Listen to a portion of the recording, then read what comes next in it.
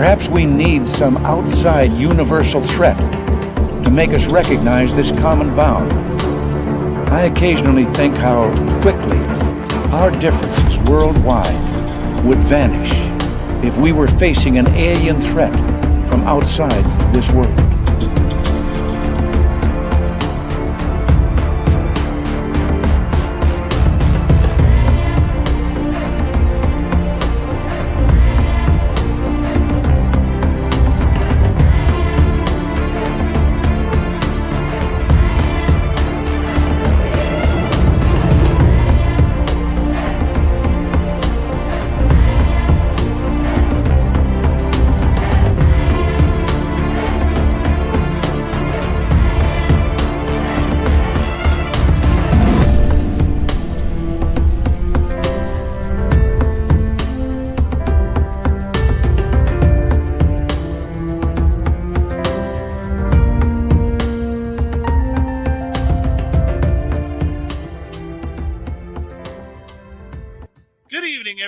Welcome to Spaced Out Radio. My name is Dave Scott, and I'm going to start this off with a little bit of how can I put it?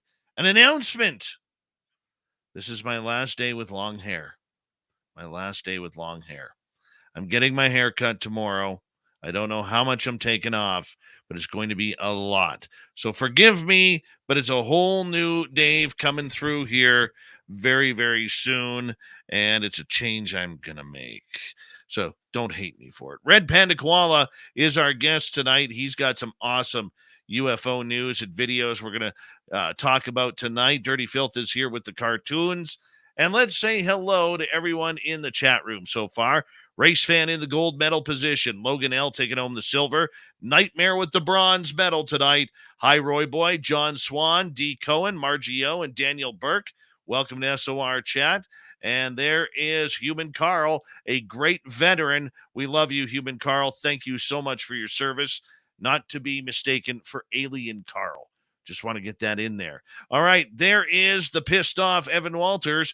And from Stockholm, Sweden, 6'1", 205 pounds, starting on defense, number 14, Lars Janssen.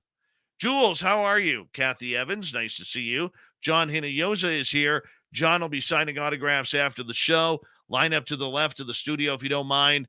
To the left of the studio.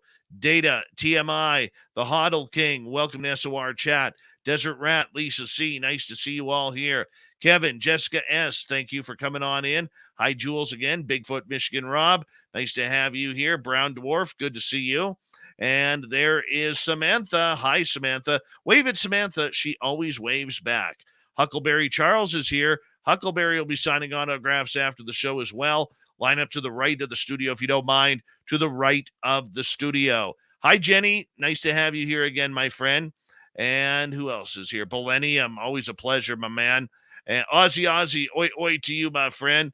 Good to have you here. And there's Uncle Dale and his power stash. Remember, if you're in Austin, Texas, and you see Uncle Dale just walking down the sidewalk, rub his power stash for good luck right through American Thanksgiving.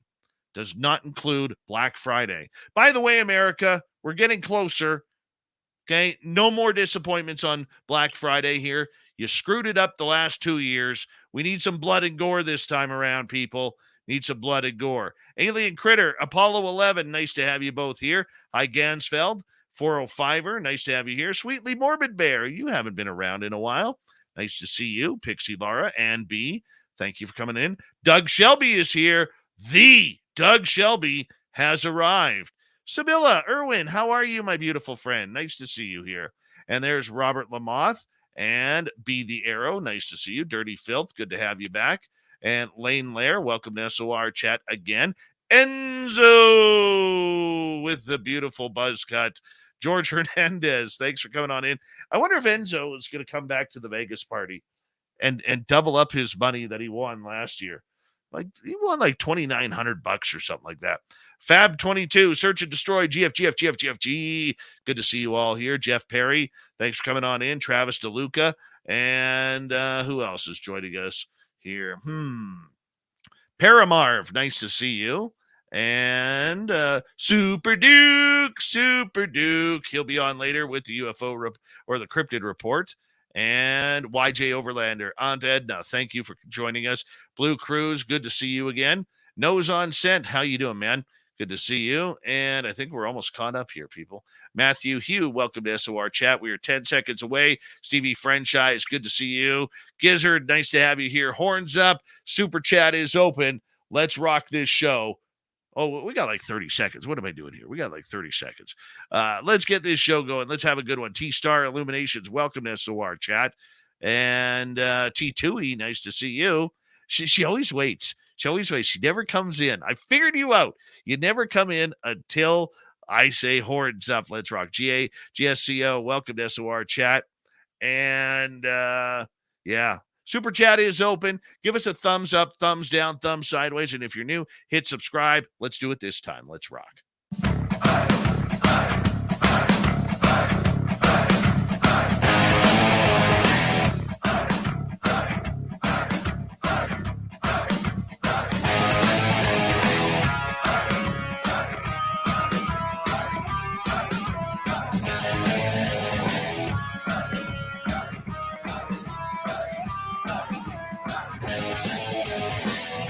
From the mountains of central British Columbia to you listening around the world, this, my friends, is Spaced Out Radio. I am your host, Dave Scott, sitting in the captain's chair of SOR headquarters. We remind you that you are on one great show tonight as we broadcast live to you from British Columbia, Canada.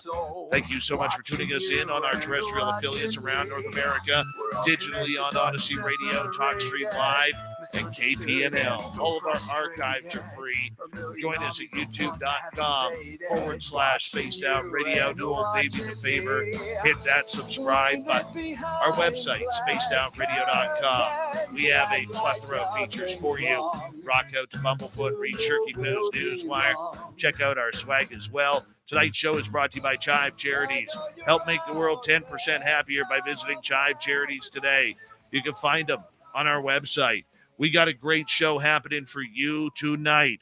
Where are we going? Well, we're going to head to YouTube land where Red Panda Koala is going to go over some UFO history, past, present, and future. I love this kid, and you need to subscribe to his channel. Then, in hour number 3, we're going to be joined by Swamp Dweller as we enter the swamp. Super Duke is back with the Cryptid Report. I've got the Dave 101. Shirky Poo has the news. Red Panda Koala started following the UFO phenomena back when the story went viral in 2017. His keen interest in the subject matter led him to try and find out as much as possible about what was going on in the past, present, and what's coming in the future.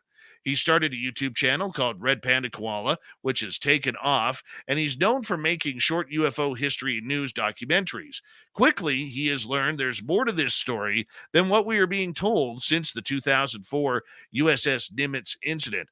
I love it when we bring on these new people to ufology, relatively new, because, it's a keen interest. It's a keen subject with a lot to learn. And Red Panda Koala, we are so happy to have you here on Spaced Out Radio. How you doing, my friend?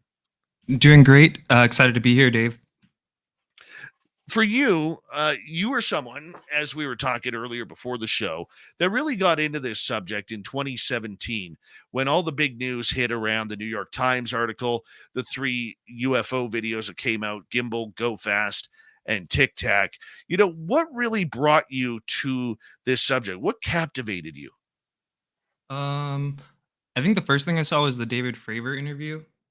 And that was like December 2017. And I remember it was like during Christmas time because I went to go stay with my parents. And I was just like, what was that news segment? What? Then my parents kind of brushed past it. And then I looked it up more. And then as I was reading more about it, I was like, oh, this is pretty interesting. I don't know what to make of this. So, and then I just read more. And then eventually a lot of us just came to the conclusion of oh, there's something really here. So 2017. I think I would have gone on to it eventually if there wasn't a 2017, because I do get into some pretty just on my own time, just researching some random rabbit holes. But at that point I was only a year out of college, and in college I was really focused on just traditional history kind of stuff. So, but Yeah. What caught you though? What was on the end of that fish hook of ufology that really stuck in your mouth that you were like, man, I have to go down this rabbit hole. I have to do this. Yeah, so it's like the Dave Fravor interview, right? It's the one where he was on Tucker and he was like Tucker asked him like, "What do you think it is?" And he's like, "Oh, it's not of this world." And I I was like, remember that. "Yeah," and it's like, it's interesting being played on mainstream TV. Like, I don't know what to make of this. It's kind of weird. And then I think it was like in that same push as when Luis Elizondo's interview came out. So that was like also pretty interesting. I was like, "What the heck is all this stuff?" And then yeah, from there, just doing like basically since that day, like reading about this stuff like every day. We're all addicted to it, you know? Well, let's talk about that addiction because for a lot of people in the mainstream, they don't really get it. They don't understand why we've gone down this rabbit hole, why we are chasing this conspiracy theory that we call unidentified aerial phenomena or what us dinosaurs call UFOs. What do you think the addiction is to this story? Well, I think for me, it's like I've always really liked history, and then also it just has like the like nature of reality angle to it of like literally what is this like what and, so I think for me that's what it is, just like kind of understanding like nature of reality and like maybe if we understand that we'll get some of the other questions like is there a God? What happens when we die? Not banking on it, but um, who knows where it'll all lead, right? But yeah, just and I think a lot of us could probably relate to where it's like we're the weird ones, but it's like we feel like everyone else. It's kind of weird that you're not that our government's saying this stuff and people are just kind of casual. So I don't know. Like we're weird to them, they're weird to us. Everyone's weird to each other. When you got into this in 2017, Red Panda, you were, brand new to it. You were fascinated by it. You wanted to learn more. So you jumped in 2 feet into the UFO pool, which I think is fantastic. And a number of people did. But the one thing that I notice about you is you really took a keen interest on everything from before 2004 as well. And we're going to get into that heavily when we take a look at your YouTube channel later on in the show. Did you ever think that ufology would be this kind of passion for you, that you would be, right in the midst of everything? You've built a great reputation on social media and online with your YouTube channel, with your thoughts and everything. Did you think it would take off the way it did? Um, I felt like the channel I make and kind of like it's redacted and like that those kinds of channels. I feel like there wasn't that many of them, so I felt like maybe it would be welcomed. But I still feel like there's a lot of growing to do and stuff, and a lot of What do like you sorry about cutting you off there, but what do you think new mainstream ufology is missing? um maybe more like and there are civilian scientist groups, but maybe just more like support amongst the community for them. And I'm kind of fake, right? I don't even think I've donated to any of them, so I should.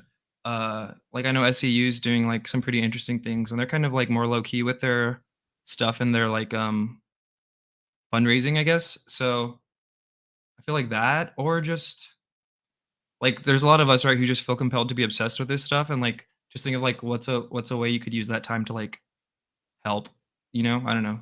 For a bunch of people, it could be something different. For me, it, like, helps me, like, just chill out to just make the videos and, like, to make sense of it too. And because it also helps me, like, because when I went to go talk to people, like, people there's so much you have to tell them, and it's a lot more, stimulating if they have, like if they have the video of Hynek and then the document, and then, as opposed to just, like, telling them, like, a 10-minute rant. What do you what do you find has been the hardest part about learning about ufology over the last 4 years, 5 years? Um, Probably just, like yeah, because like, it's not like any other subject.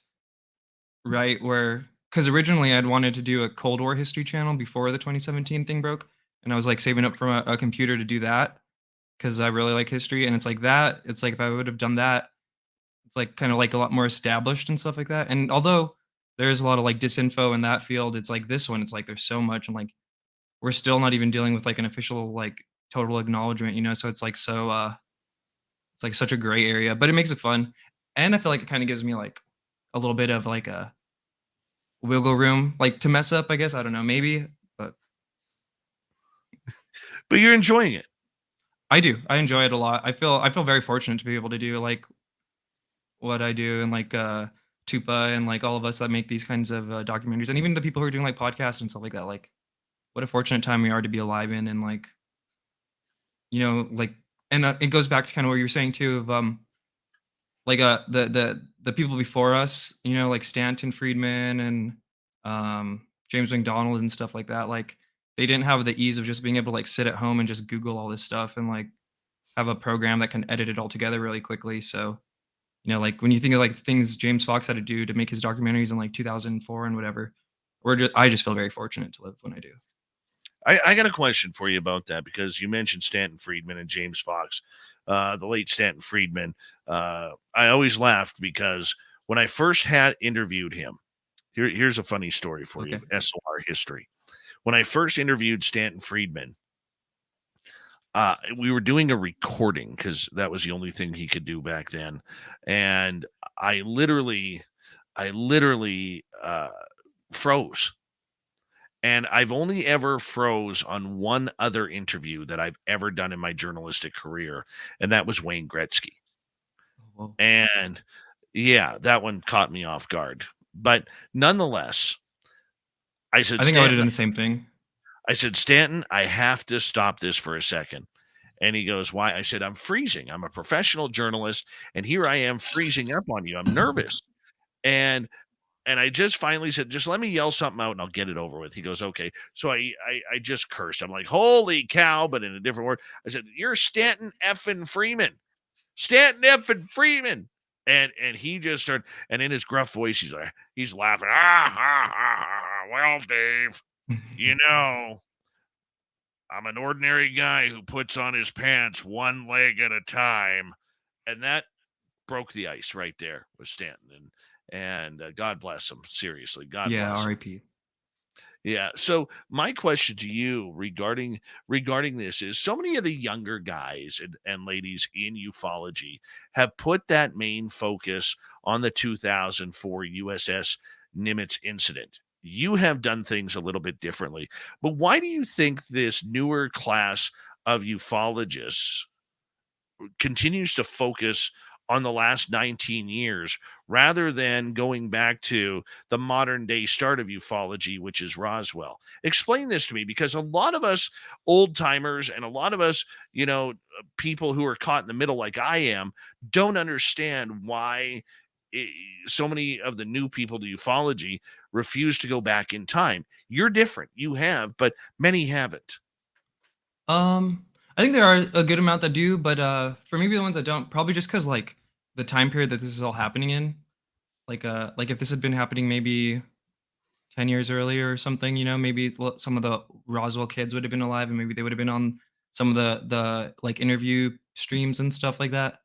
But yeah, I don't know, probably just because like when you want to interview, you're interviewing people who are alive right now, so maybe that's just a big angle. But like um Graham will go on, the guy who wrote the Foo Fighters book, like he'll go on streams and like talk about history and stuff like that. So every now and then they'll get some good guests and like history wise to talk about that stuff. So I just think it's just like, yeah, the time period we live in. You know what? I'll be honest with you. I never thought about that. I never thought that it's a social media thing with video and people to talk to, and Mhm, why go to all the dinosaurs in the past when you can talk to all the unicorns that are at the present.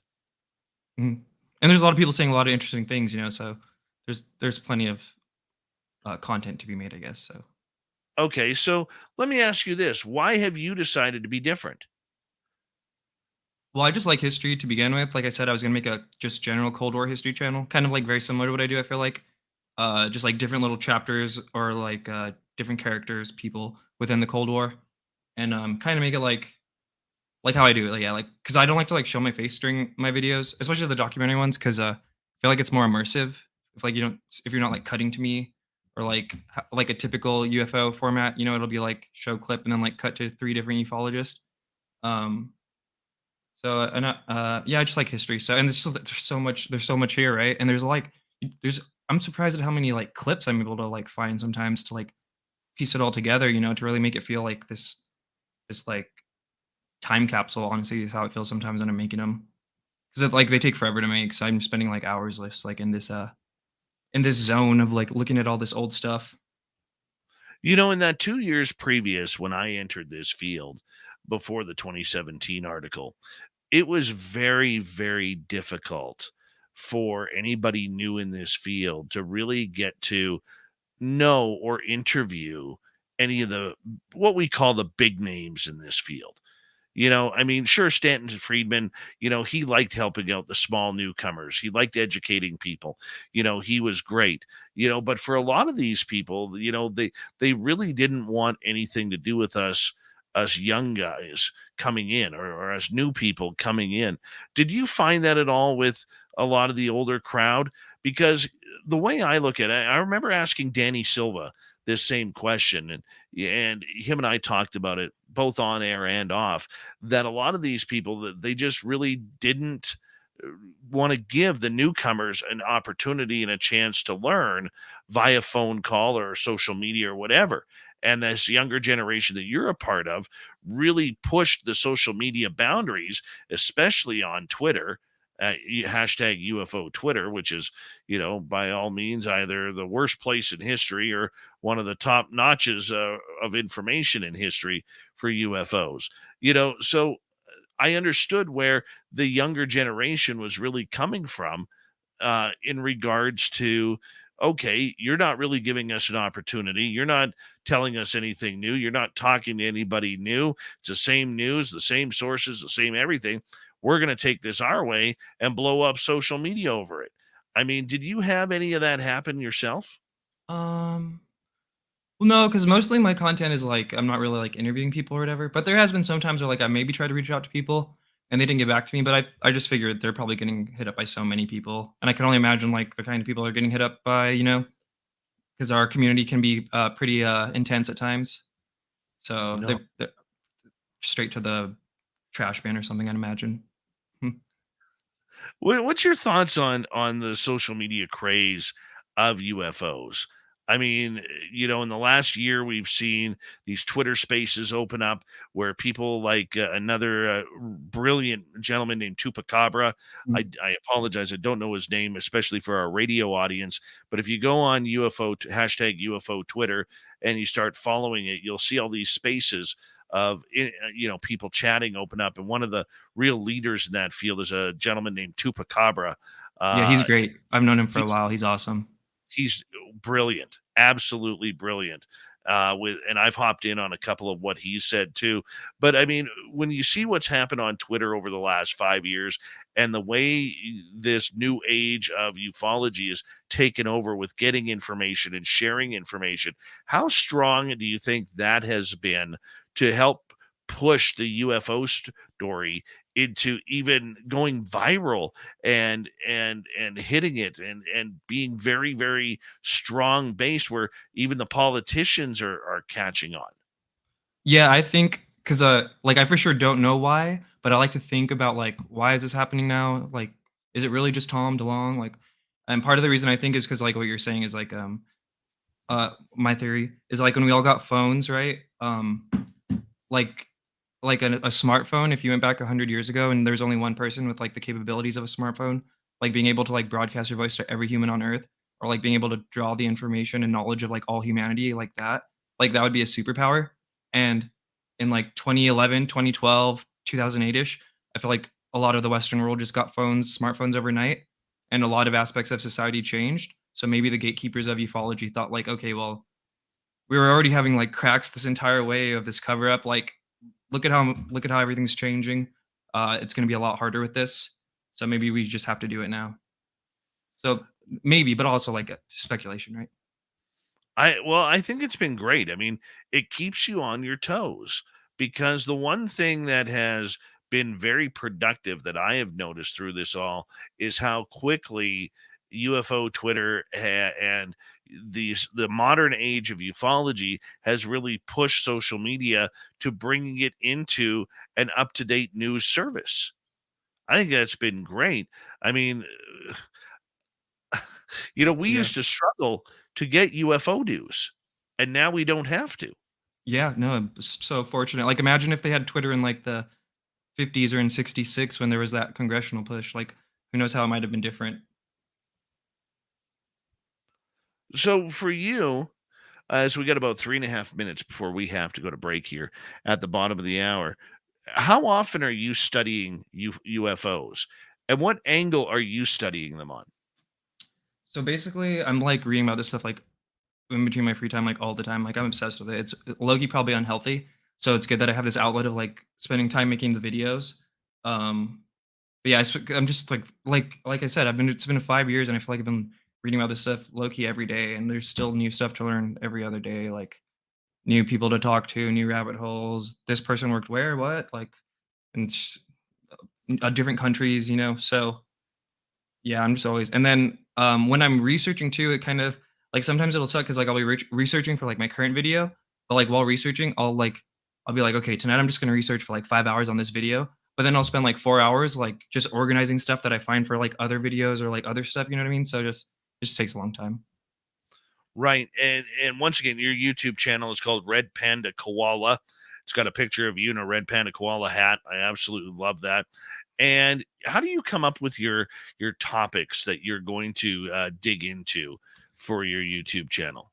See, so starting off, it was like, cause yeah, I had just gotten into it, so then I was like people are probably gonna laugh at this, I'm like, "Who's TTSA?" So I, like, did a little video about them, and then one of my second or third videos was about Robert Hastings, because that was, like, one of the big, he wrote the UFOs and Nukes book, and that was one of the big things where I was, like, formulating my, like, what do I even think about all of this stuff, where I was like, "Oh, this is a very interesting book," and I think one that, like, you see people talk about all the time, people are like, "What's up with UFOs and Nukes?"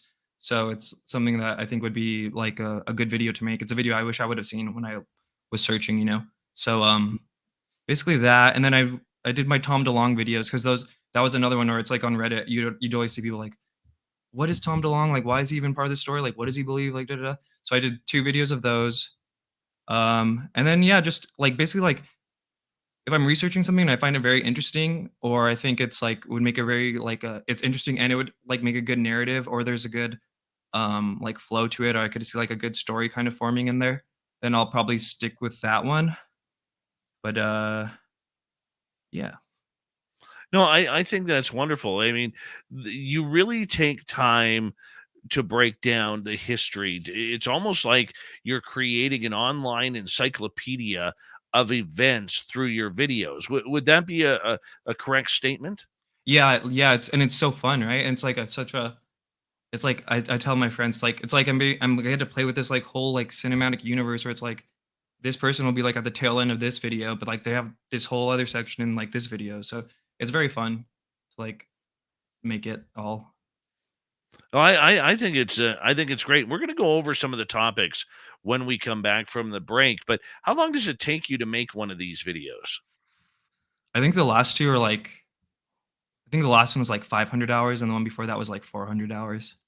Yeah, it's sad. People always like, "I wish you would post more," and it's like, if only you knew that I've been working since the entire time since the last one. But mm. So you go a couple of months in between videos. Yeah, like it was 2 months between like the one I just posted 6 days ago and the one before was 2 months, and I took a week off where I was like literally in Hawaii with my family. But then after that, I was just like, yeah, hit the road again, like hit the pavement, grinding on this video, and although it gets easier and better, you know what I mean, as you go, and now that I'm, like, 5 years into this, it's, like, easier for me to draw on knowledge of, like, "Oh, that's, like, from other things?" So, Right. it's getting I think easier. it's Red Panda. I'm going to get you to hold on right there Cool. because we are going to go to break here at the bottom of the hour. Red Panda Koala is his name, and he's got a great YouTube channel, literally starting an encyclopedia of videos and events from around the world regarding UFOs. I absolutely love this channel. I'm subscribed. You need to subscribe too. We'll be back with some UFO history when we return on Spaced Out Radio. Ooh, cool. We will take questions for Red Panda after the next half hour. Cool. And yeah, we will go from there. So right now our audience can hear us. So Yeah, cool. Yeah, I've been here yeah, for that. yeah, it's all good, man. It's Cool, all cool. good.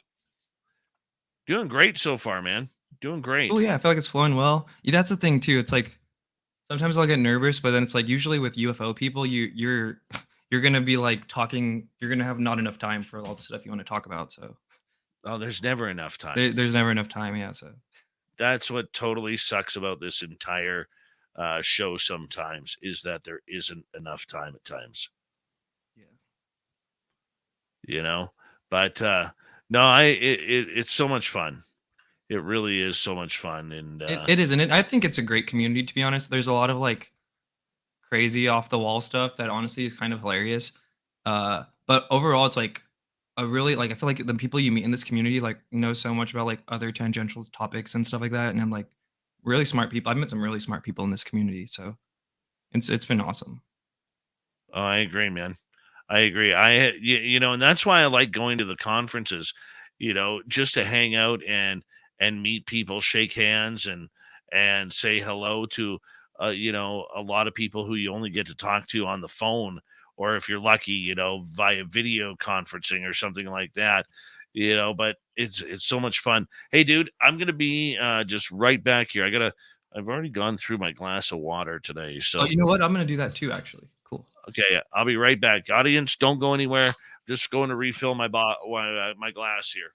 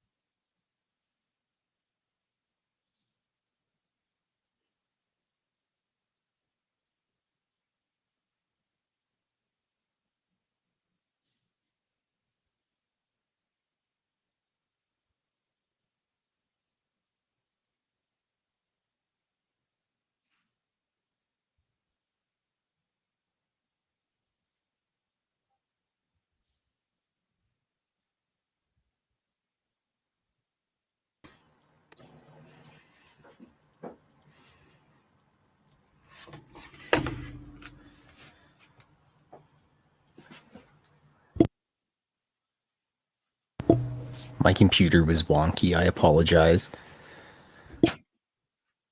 Where'd you go, Dirty Filth? My computer went all wonky on me. Well, first it was the internet, then it was the computer.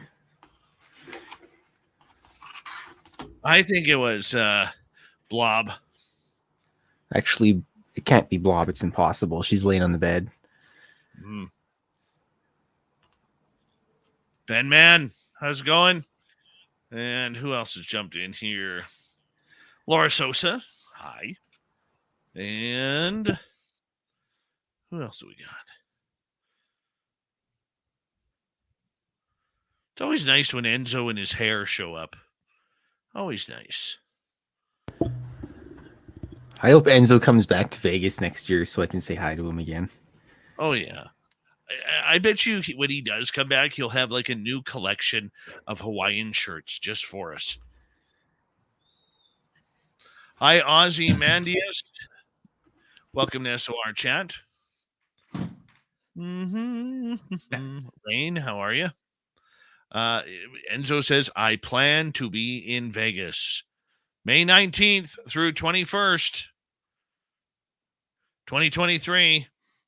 Even Kira is going to come. By the way, Kira, I am starting my fitness program this weekend. I signed up for my gym membership.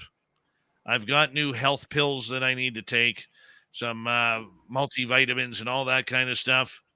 I know you were concerned, so I'm figuring I'll just let you all know. Cutting my hair tomorrow. It's going to be a whole new look. I got to make some changes because old Davey is not doing well physically right now. Not the point that I'm going to drop dead or anything. It's not that. No, far from that, but just time to get healthier. That's what it is. Time to get healthier. All right, big thank you to T2E, Catfish, and Apollo for the awesome super chats. Very much appreciate the love and support. Thank you all for the thumbs up so far. And if you don't mind, after the show, giving us a comment, we'd appreciate it. Here we go, the second half hour.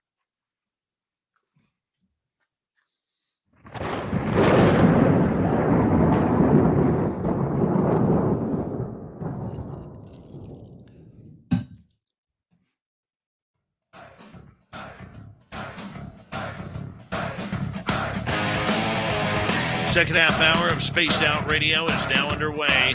Good to have you with us. My name is Dave Scott. We really do appreciate it.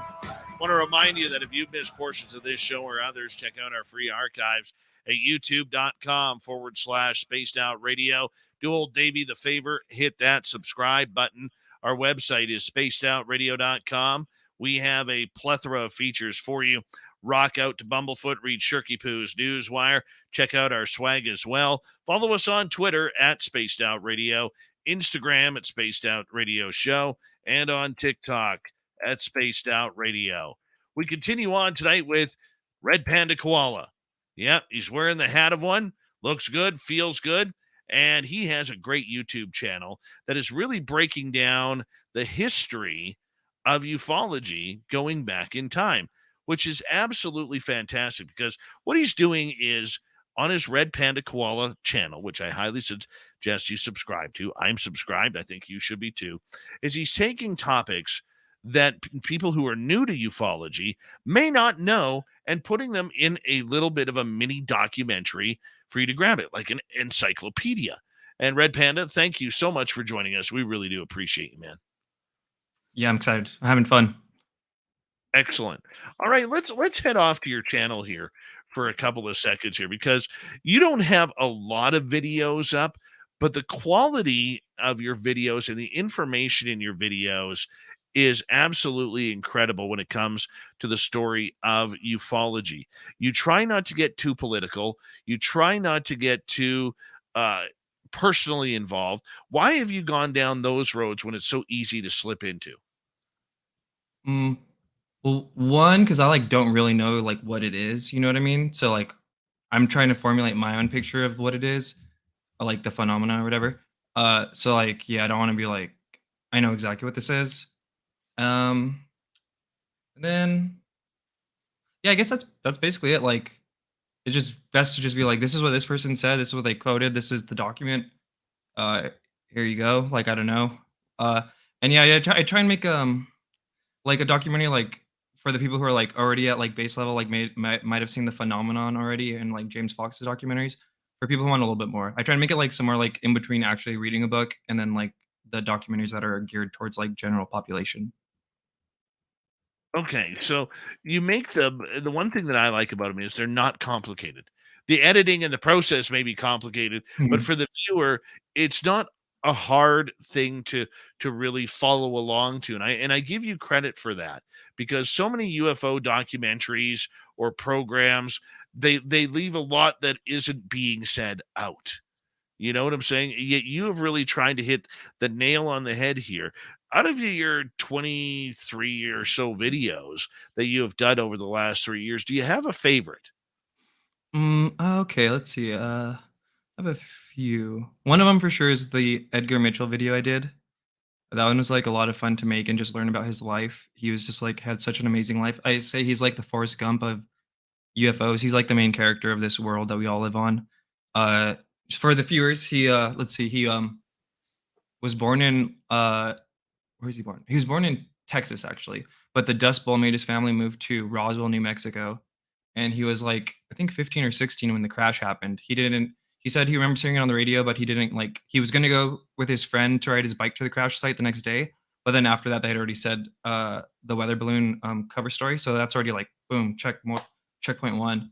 And then he was in the Korean War. He didn't see any Foo Fighters there or UFOs, but he talked to people who did. So it's kind of this UFO connection already going back then.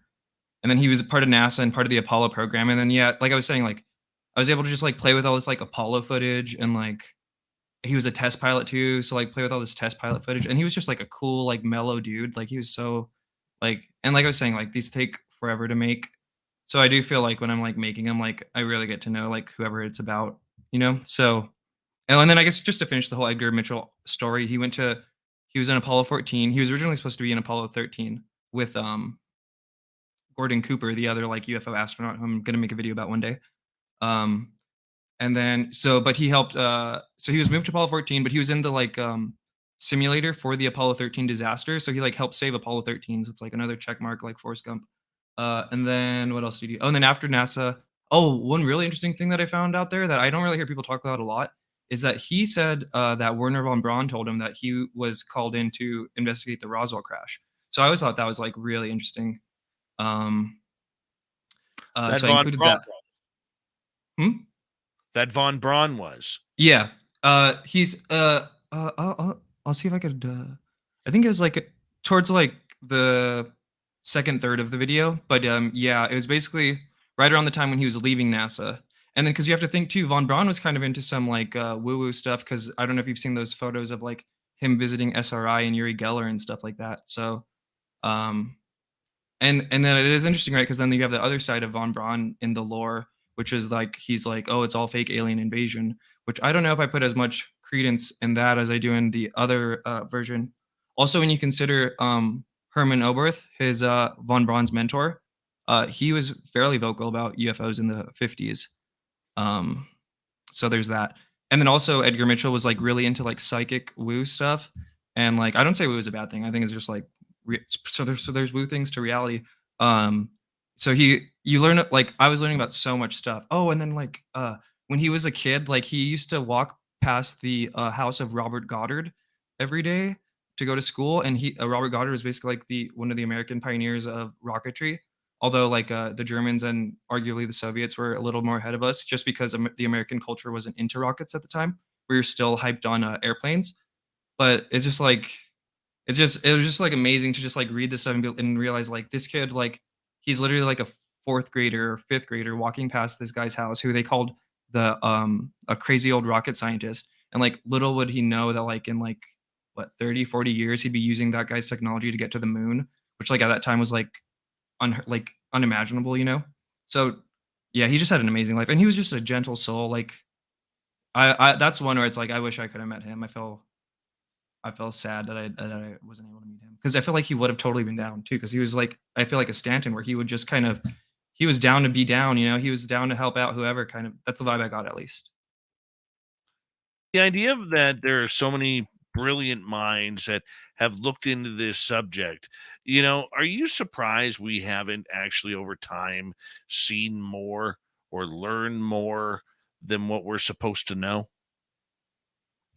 Um, Maybe, but I do think they did a really good job of like the cover up and like fomenting the stigma in society, which is what my past two recent videos have kind of been about. Um, so I think, and especially just like the flow of information, right? Like before the internet, like how would you have gotten information? You'd have to go to bookstores and read books, and a lot of people don't really do that. Um, so yeah, I don't know, but I think I'd like I said, I don't know, maybe call me a hopeful optimist, but I think that's like why we're seeing a lot of the stuff we're seeing now. And I mean, just think about like I just feel like a lot of people know more about a lot more things now, like Epstein kind of thing. Like not even like to get, but you know what I mean. Like that was a part of society for a while, but now I feel like because the internet, like everyone kind of knows about it. So I feel like this is just kind of another one of those things. You recently did a video on Project Blue Book, the UFO propaganda wing, which is the title. You released it, 6 days ago. You've almost had 5,500 people view it already in regards to it. Tell us about this video, or before you tell us about this video, how do you pick your topics on where you want to extend the encyclopedia of knowledge? Yeah, so that one, maybe if we walk through it, it kind of shows because that one I had originally like kind of been working on since January, kind of in the background. I kind of got like a few that I'm like, okay, this is gonna be like the next one or like the next two ones. I'm just kind of collecting. And for that one, I wanted to really have a collection of all the different times that the Air Force, the documented times that the Air Force influenced media to sway public opinion. Cause like it'll come up like at the end of like if somebody's covering like the Levelland flap or if it's covering the Michigan flap, but like it's never I haven't seen one. I'm sure there's probably one out there, but I wanted to do one where it was just like example after example after example after example of strictly like them influencing media. So I would want originally it was going to be kind of the format of so in the current video that we're talking about Project Blue Book, some of the things I talk about are the censorship of Donald Kehoe on the Armstrong Circle Theater. I talk about what else is there? Oh, and then I talk about like some of the PSAs that they made during like the 50s and 60s of like Hynek and stuff like that, like how to identify a star, like kind of thing. And then like after the Michigan wave in 1966, they teamed up with CBS and made the CBS documentary UFO Friend, Foe, or Fantasy. So I just like covered that too. And then it's actually funny because like I was like, okay, I'm gonna make that one, but then I was like, oh, I kind of have to go back a bit. So the one before that, if you look how the CIA and Air Force created the UFO stigma, I was like, oh, I should go back. But then even then, I was like, okay, like even before like the TV era, even in the Project Sign and Project Grudge days, they were influencing like magazines here and there to foment the stigma, like calling people crazy and calling people kooks and stuff like that. But I think, and the reason I like really want to do that because I think that's an important aspect of like history for people to understand. Just I think it's almost as important as studying like things like the Tic Tac video or like events like that is studying like the active like ways that our government historically has like suppressed this knowledge. Because like if people don't get that, like it doesn't really click for them. I feel like they go hand in hand. Right. And I can understand that, but when you choose your topic, are you sensitive to any side, or are you just presenting information? I feel like I'm just presenting information. Although sometimes like yeah, like I'm a UFO nerd, right? So like I try and be, you know what I mean? Like, and I think I am. For like, yeah, everything I try and source my stuff, and this is what this person said. But I just think it's because like when you look at it all, it leads to like there's something going on here. So Okay, so when you choose a topic, are you being? I'm guessing at this time of your success on YouTube now that you got people saying, "Hey, would you do a topic on, the potential Eisenhower meeting aliens type of story?" Do you have a lot of people recommending topics for you now? actually no, not really. And see, like one like that, I don't even know. I don't think I would do that one because I think there's not enough for that. Maybe I would do it as like a maybe if I did like a 10 things you hear about a lot that aren't as well documented as some of the other things. Um, but I think a good example to kind of talk about too of like when I get into the gray area, I have a video on Ninel Kulagina, which was this Soviet housewife who basically allegedly had telekinetic powers, and she was actually studied. Like this is confirmed. She was studied by multiple Soviet universities, and she was kind of like an impetus for the whole like uh, MK Ultra, Project Stargate, like kind of like sci stuff. Although like obviously there was the Korean War, like prisoners of war too that affected that. But I kind of wanted to like because like I think that history is also very interesting, and even for that one, it's like this is all alleged. She claims it was real. The people who studied it claimed it was real, and I'm also like it could also be disinfo. You know what I mean? So I try and just I'm not trying to tell anyone what to think, but I just try to make videos of what I find interesting and then just collecting all the information and just whatever however you feel about it, I'm happy. Like I'm happy if a skeptic and a true believer looks at my video and they both feel like oh that was fair. And that actually happened with the Edgar Mitchell one. Um, James Oberg, are you familiar with him? Yes. Yes, and it's funny because I always see him researching all the time, like on random threads, all like from like 2004, from like 1998. You'll see like James Oberg like beefing with someone. But for the Edgar Mitchell video, he was like, "Oh, this was fair," like you know what I mean? Because Edgar Mitchell is pretty woo. He's like supported Yuri Geller and stuff like that. And in the video, I say like, "I'm not telling you to support Yuri Geller. I'm not saying I support Yuri Geller, but he was here for this history, so we're gonna hear what they had to say and what they said about that time period." That's incredible. Let's go back to your Project Blue Book one, the UFO propaganda wing. How did you put this one together? So, oh, and also shouts out to Tupa on that one. So I don't know if people noticed, but I had my first little animated graph in there, so that was pretty cool. Because the first part of the video, just to kind of get into it too, is this is like part two of a series. So the previous one ends with like the Robertson panel, which I'm sure a lot of people know, but just in case, the Robertson panel was in 1953 after the 1952 wave over DC, and that's when basically the CIA was like, okay, no, this is like too much. We need to rein this all in, and they basically, and it's probably like one of the most important documents for people to read, because in that document they basically lay out that their reasoning was that it could clog phone lines, that the Soviet Union could clog phone lines, and so that the public's interest in UFOs needed to be quelled because it was a national security threat. So, and that national security threat is what they used as a justification to like censor Kehoe or to censor scripts, to change scripts in the 1950s for like scripted television shows, which they did. Um, so yeah, and then so the first one ends with the Robertson panel, and then this one picks up right after the Robertson panel, and I show there's a graph in there that shows like New York Times coverage on UFO stories before and after the Robertson panel.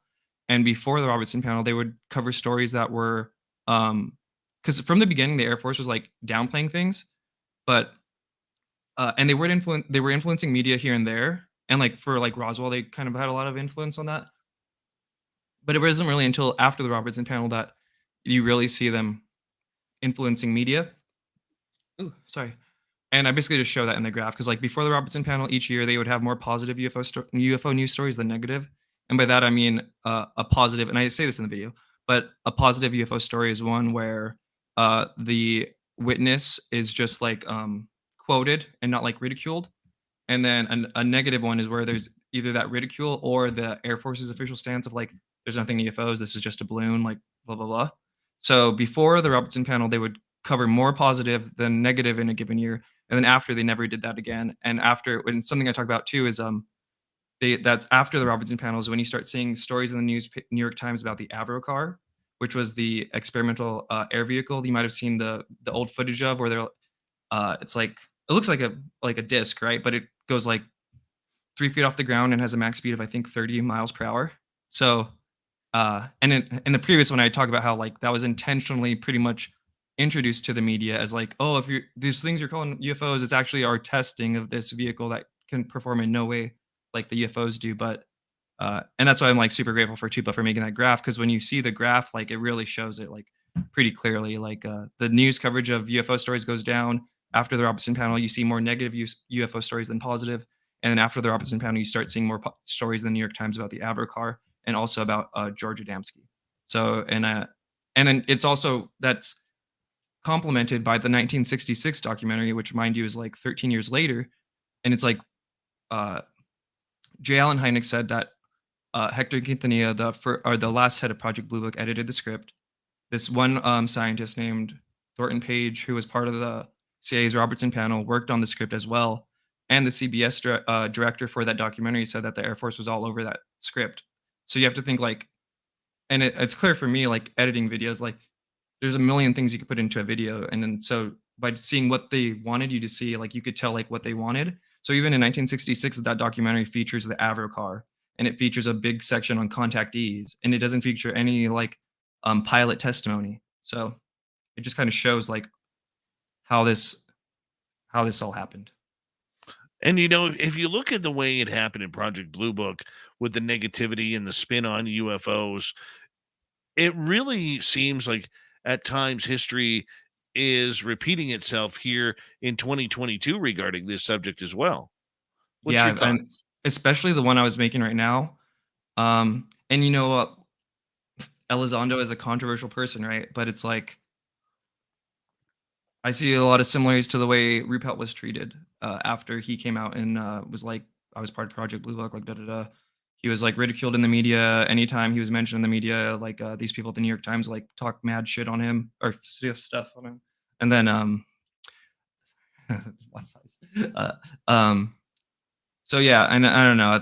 People like to hate Elizondo, which I really don't get. Like, sure, maybe there's some gray areas about the whole history and the timeline, but like, I feel because I spent so much time in the past researching this stuff, and I'm so aware like of the efforts that thousands of people have put to like try and get like congressional hearings or like some of the laws that are being worked on right now to happen is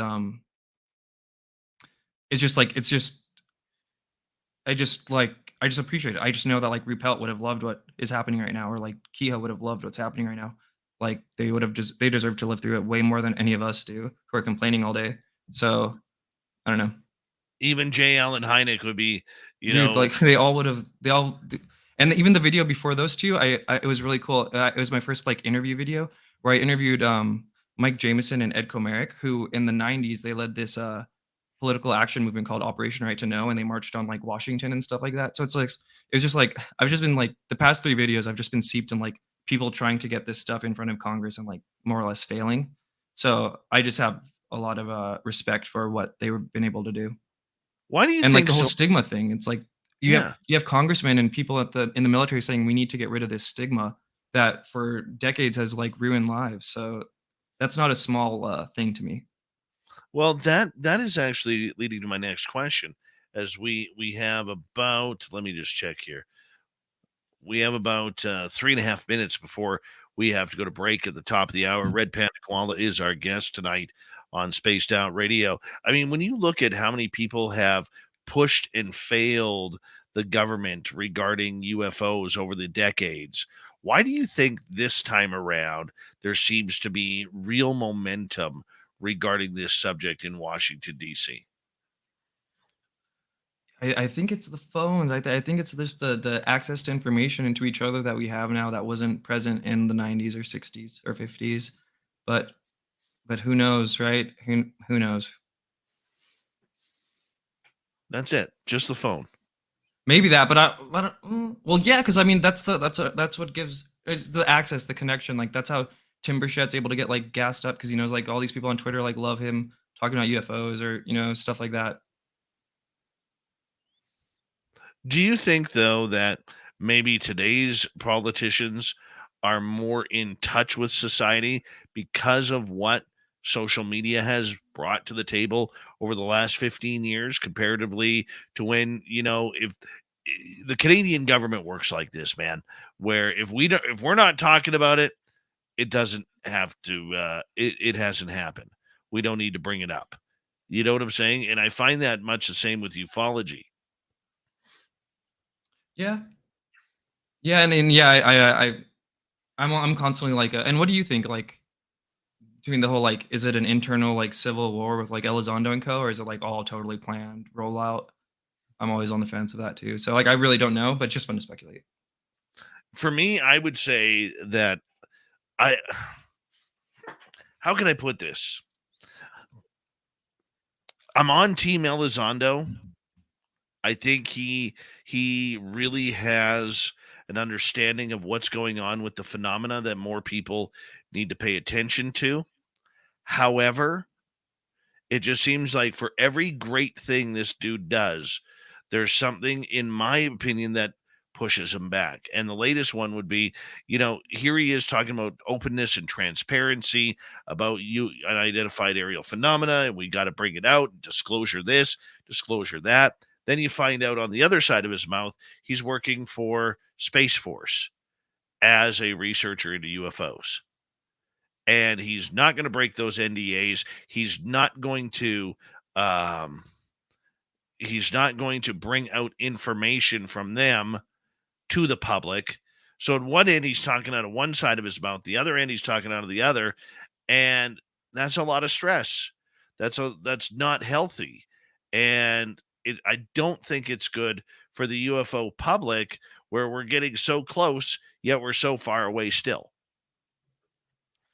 Maybe I would still argue that they were pretty close, like closer than ever. And I'll also say like it could totally all just fade away and like this will just be another time when it got close. But I don't know. I just think because he's just, if anything, it's like I feel bad for him because it's like I feel like because he was so open with the community and stuff like that, like he just basically like painted a target on him for like everything he does is just put under a giant microscope. Well, I agree with you. I agree with you there. But you can't have your cake and eat it too. Yeah, And that's what he's doing. and we know he's But an NDA person, so and then yeah, it's also kind of interesting. It's like for the people who hate Elizondo and say he's fake, like doesn't the like Space Force thing kind of like isn't that kind of significant? Like I don't know. right. We'll get to more wherever this topic will be. We'll take some audience questions as well when we round into Spaced Out Radio's hour number 2 with Red Panda Koala. Make sure you go onto YouTube, type in Red Panda Koala, hit that subscribe button on his channel. You will love his videos. Hour 2 is next.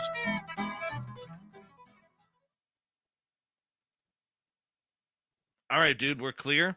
Going to turn things over to Filth. We got about 5.5 minutes, and I'm going to disappear here. If you want to hang out with Filth, you're more than welcome, or you can take a break. Cool. Yeah, I want to take a quick break. I'll be back in 5 minutes. Go. All right, Dirty, it's all yours, man.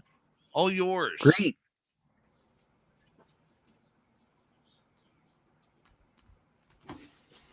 Well then, you just go to the Okay, be right back. click on that sucker there. Okay, he will be right back.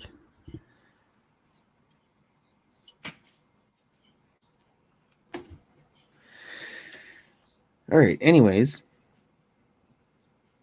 it's a continuation from last night. In case anybody doesn't remember. Oh, I've lost it already. Oh, there it is. This was the cartoon from last night. So basically, they're just telling us there may be some strange phenomena out there, but we promise we're not gray aliens dressed up in goofy disguises pretend to be government officials. And that's kind of where we're going right now.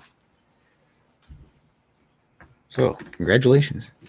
You guys are in on the secret.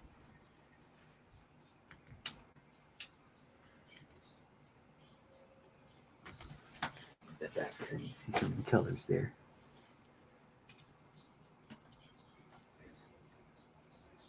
Is this government official? That's not a gray alien. He's wearing some brown shoes. That's what they were yesterday. I think it's a purple shirt. But the man in black is nowhere to be seen and he's being cornered.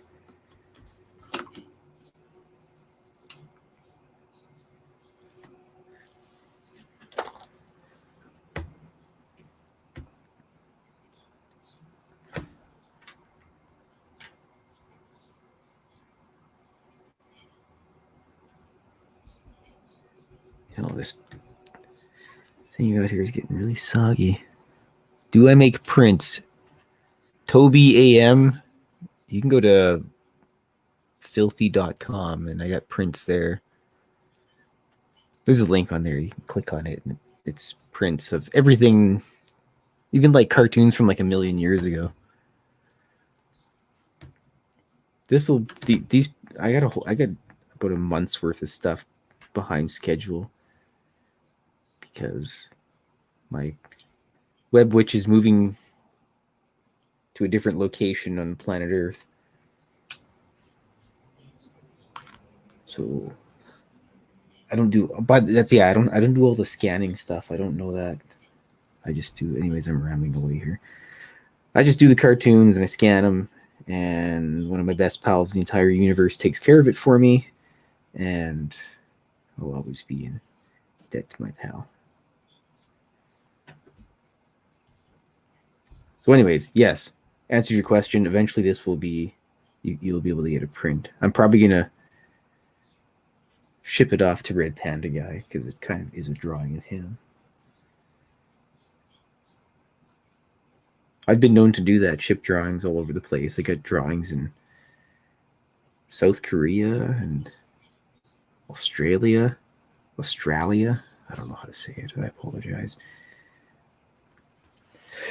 Excuse me. Yeah. Anyways, I'm rambling away here. Look at me go. What's happened is Dave just leaves me here. And I got no cats bothering me. I'm not being pinned down by a blob, or whiskey's not pestering me. It's a good night.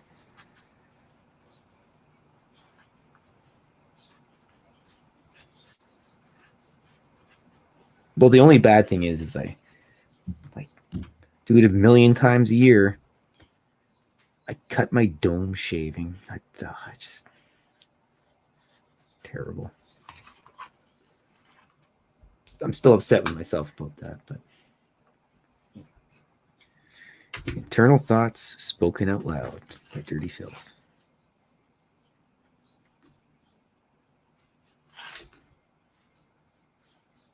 Already just got this floor all done here.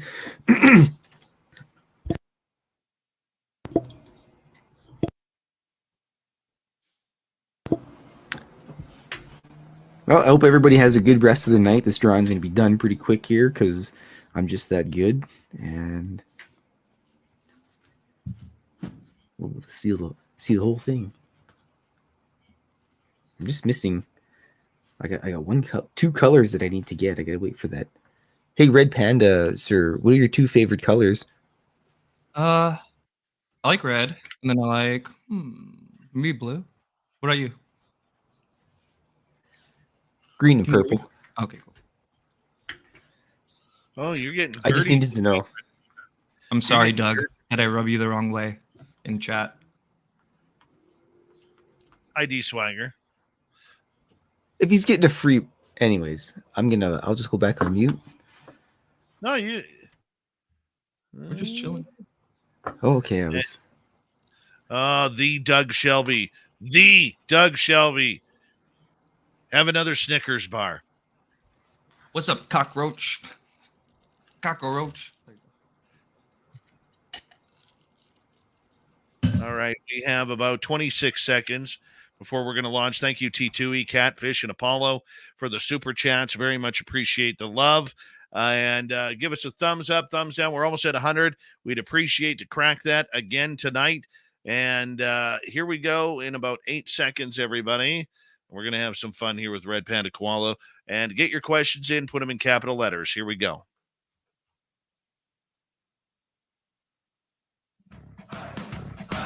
You're listening to Spaced Out Radio with Dave Scott.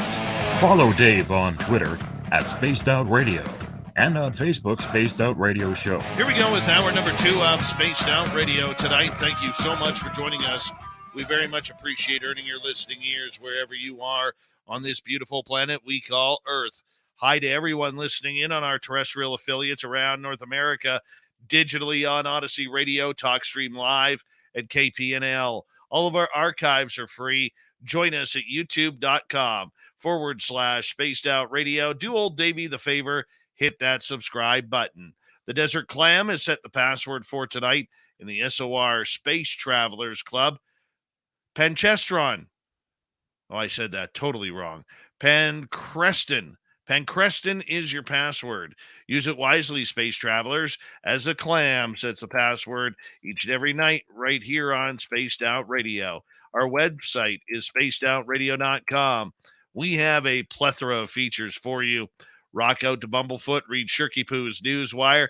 Check out our swag as well. Follow us on Twitter at Spaced Out Radio, Instagram at Spaced Out Radio Show, and on TikTok at Spaced Out Radio. Here we go. Red Panda Koala is our guest tonight on Spaced Out Radio. He has a great YouTube channel breaking down the history of ufology across North America. He doesn't have that many videos out because it takes him months in order to complete one documentary. But man, are they filled with information for newcomers like you or even veterans like me to look up and really take in what the videos and the information are all about. Red Panda, welcome back to Spaced Out Radio, my man. Woohoo. Glad to be back. All right, let's start off with a question from Matthew here, who's asking, do you do this in your free time? Yeah, I do. And sometimes my normal job can get pretty intense. So it like for this last video, I had my first experience of like YouTube burnout. I was like pretty miserable for a bit, but like I said, I'm obsessed with it, so it doesn't really bother me too much. What drives you on this?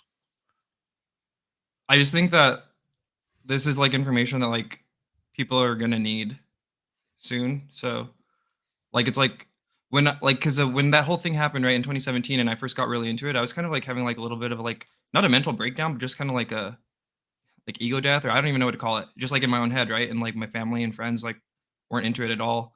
And just like trying to process all this information. And like I'm saying, I'm not saying that like I need to be like what you see in my documentaries is law or anything. Like it should definitely be a starting point for people. But yeah, that drives me just because I just remember how I felt when I was like first learning all this stuff, and it was just like so overwhelming. You mentioned a good word there, that it is overwhelming. There is a lot of information that is at stake here, and a lot of information that goes in a multitude of directions regarding the phenomena. What's it all about? What do we know? What don't we know? What can we speculate that we know? When you put together a documentary and you choose a topic that has any type of different paths that you could go down. How do you try and keep it down the straight and narrow? Yeah, it's hard. It's hard sometimes even too to like keep it because people are always like, your documentaries are so long. And like, oh man, if you only knew how much stuff like I wanted to put in that I couldn't have just because it would have been like a 5 hour documentary. It's like, it's yeah, sometimes it could be kind of hard, like what to keep in, what to not. And then yeah, if there's ever something I'm like totally unsure about, it's like I'll just say it like I'm not sure about this. This is what this person said. Uh, like I'm probably gonna make a Wilson doc soon, and that one's gonna be a lot of that where it's like this is what this person's saying. Like do with this info or information what you want to do with it. All right, let's get to a question from George here. Red Panda, have you ever experienced anything paranormal? Um, let's see. No, oh no, I haven't. But I wanted to say real quick too. I don't really listen to Coldplay that much. I forgot who asked that. Someone asked that, but Yeah, no, I that was haven't. But Andrew. I We do don't. have We don't. one. There was a it wasn't my paranormal experience, but it was really one from someone that I like respected because like when I started making this channel and stuff, right? Like a lot of people, and it's less now, but a lot of people in my personal life are like, "What the hell are you doing like with your life?" Like, you know what I mean? Like, what? So we have like a family friend, you could say, who's like a really respectful lady, and she's older. She was a lawyer in like the 70s, like total like boss woman, and like has a really nice house like on her own kind of vibe, and like you know what I mean. And so she was asking me like, oh, what am I up to lately? And I kind of like told her like coaching it like, oh, I'm doing this. It's real. Like look at it's being covered in the news at least. And she basically told me like super seriously, she was like, oh no, like I've had an experience, and I was like, wait, what? Like I was not expecting this. I was expecting you to be like, what are you doing? And then she basically told me about when she was in college in the 60s. She was driving with one of her female friends back to school, and they saw like I think she described it as like an egg shape, and it went over their car, and like their radio started going out, and then they both had like a missing time experience, Oh and she's like, wow. I don't tell anyone about it because like no one would believe me, but like yeah, no, I totally believe. So those things are pretty interesting to me. Like I've never had my experience, but I'm consistently surprised by like when I tell people what I do, and like they'll tell me like a super straight face, like serious story, and I'm like, whoa, like a lot of people kind of have experiences that you wouldn't expect. For sure. Let's go to Vidal here. What do you think the link is with consciousness? Have you looked into that? Kind of, and that I don't even know. Like some people say what like we're antennas. That's like a common thing you'll hear, but for that, like I don't know. I don't know. Some people say like, oh, you have to be like a certain level of psychic to pilot the craft. The whole consciousness thing. I feel like we don't even really know a lot about like consciousness. Is just like standard, like separate of UFO woo, you know. So we'll see where that goes, but yeah, I don't Well, know. let's talk about the woo for a second, because there is a you know there is a thick line that certain people do not want to cross. Okay, and that is the nuts and bolts from the woo. I'm more woo side, and I've always been woo side on this entire phenomena and subject because of what's happened to me and what I've experienced personally. Where do you draw the line on that with nuts and bolts versus woo? I would say I'm fairly open to the woo, and I did a 3 part series on Colaris, and that's like my favorite, like not favorite, but like favorite in terms of just like there's to just kind of like prove that something's going on here because one, it happened in Brazil, so it wasn't in America. Two, it was over multiple months with like hundreds of witnesses, and these are ranging from farmers to police officers to police commissioners to priests and even mayors and city council members of various cities in the region. And then after like a month of sightings, they called in the Brazilian military, and the Brazilian military investigated it, expecting just to experience mass hysteria. And then they have documents about basically they had encounters too, and even with humanoids. And so basically, to get to the whole woo thing, is like those UFOs were like not like Tic Tacs. You know what I mean? They were like glowing orbs that were going through walls, or sometimes it would look like or a giant refrigerator floating or something like that, and it was giving people radiation burns and stuff like that. So that case to me, and then just finishing off why I like that case, the military came out and then they covered it up saying that it was a lighthouse offshore that was causing all the sightings. And then so then it was like case closed, right? And then throughout the 80s and 90s, AJ Gavayad, who is basically like the Stanton Friedman of Brazil, but still alive, um, he started basically was delivered the documents of it, kind of the whole program. It was called Operação Prato, and he basically studied those, and he found Hollanda, who was Captain Hollanda, who was the chief like of the team that was sent out for the military side, and he got his testimony. So that was like okay, kind of like adding some layers to the seriousness of it. Unfortunately, Hollanda committed suicide shortly after. Some people say he was murdered, but for what it's worth, AJ Gavayard, who knew him well, believes he actually did commit suicide. But I don't, who knows? And then in 2004, AJ Gavayard in Brazil led this whole political action movement called freedom of information now, and basically got that case declassified as well as the 88 night of UFOs in Brazil. Interestingly, just sidebar, they didn't get the Virginia stuff, and like some of the top colonels said that we were looking for it, we couldn't find anything about it. So just because I know James Fox's documentary's coming out, not saying like one way or another, just an interesting data point. But so then basically, yeah, in 2004, I believe it was, they declassified the Colares documents officially, and you can read those on the official like Brazilian National Archives.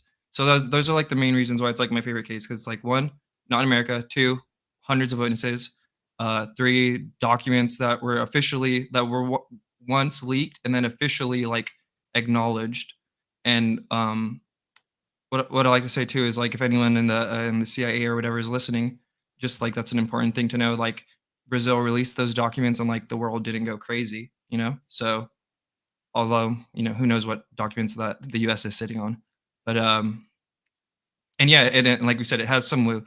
And to be fair, the only thing I've heard of because that's like it's like okay, that's my holdout. It's like because even the Nimitz, I'm fairly open to.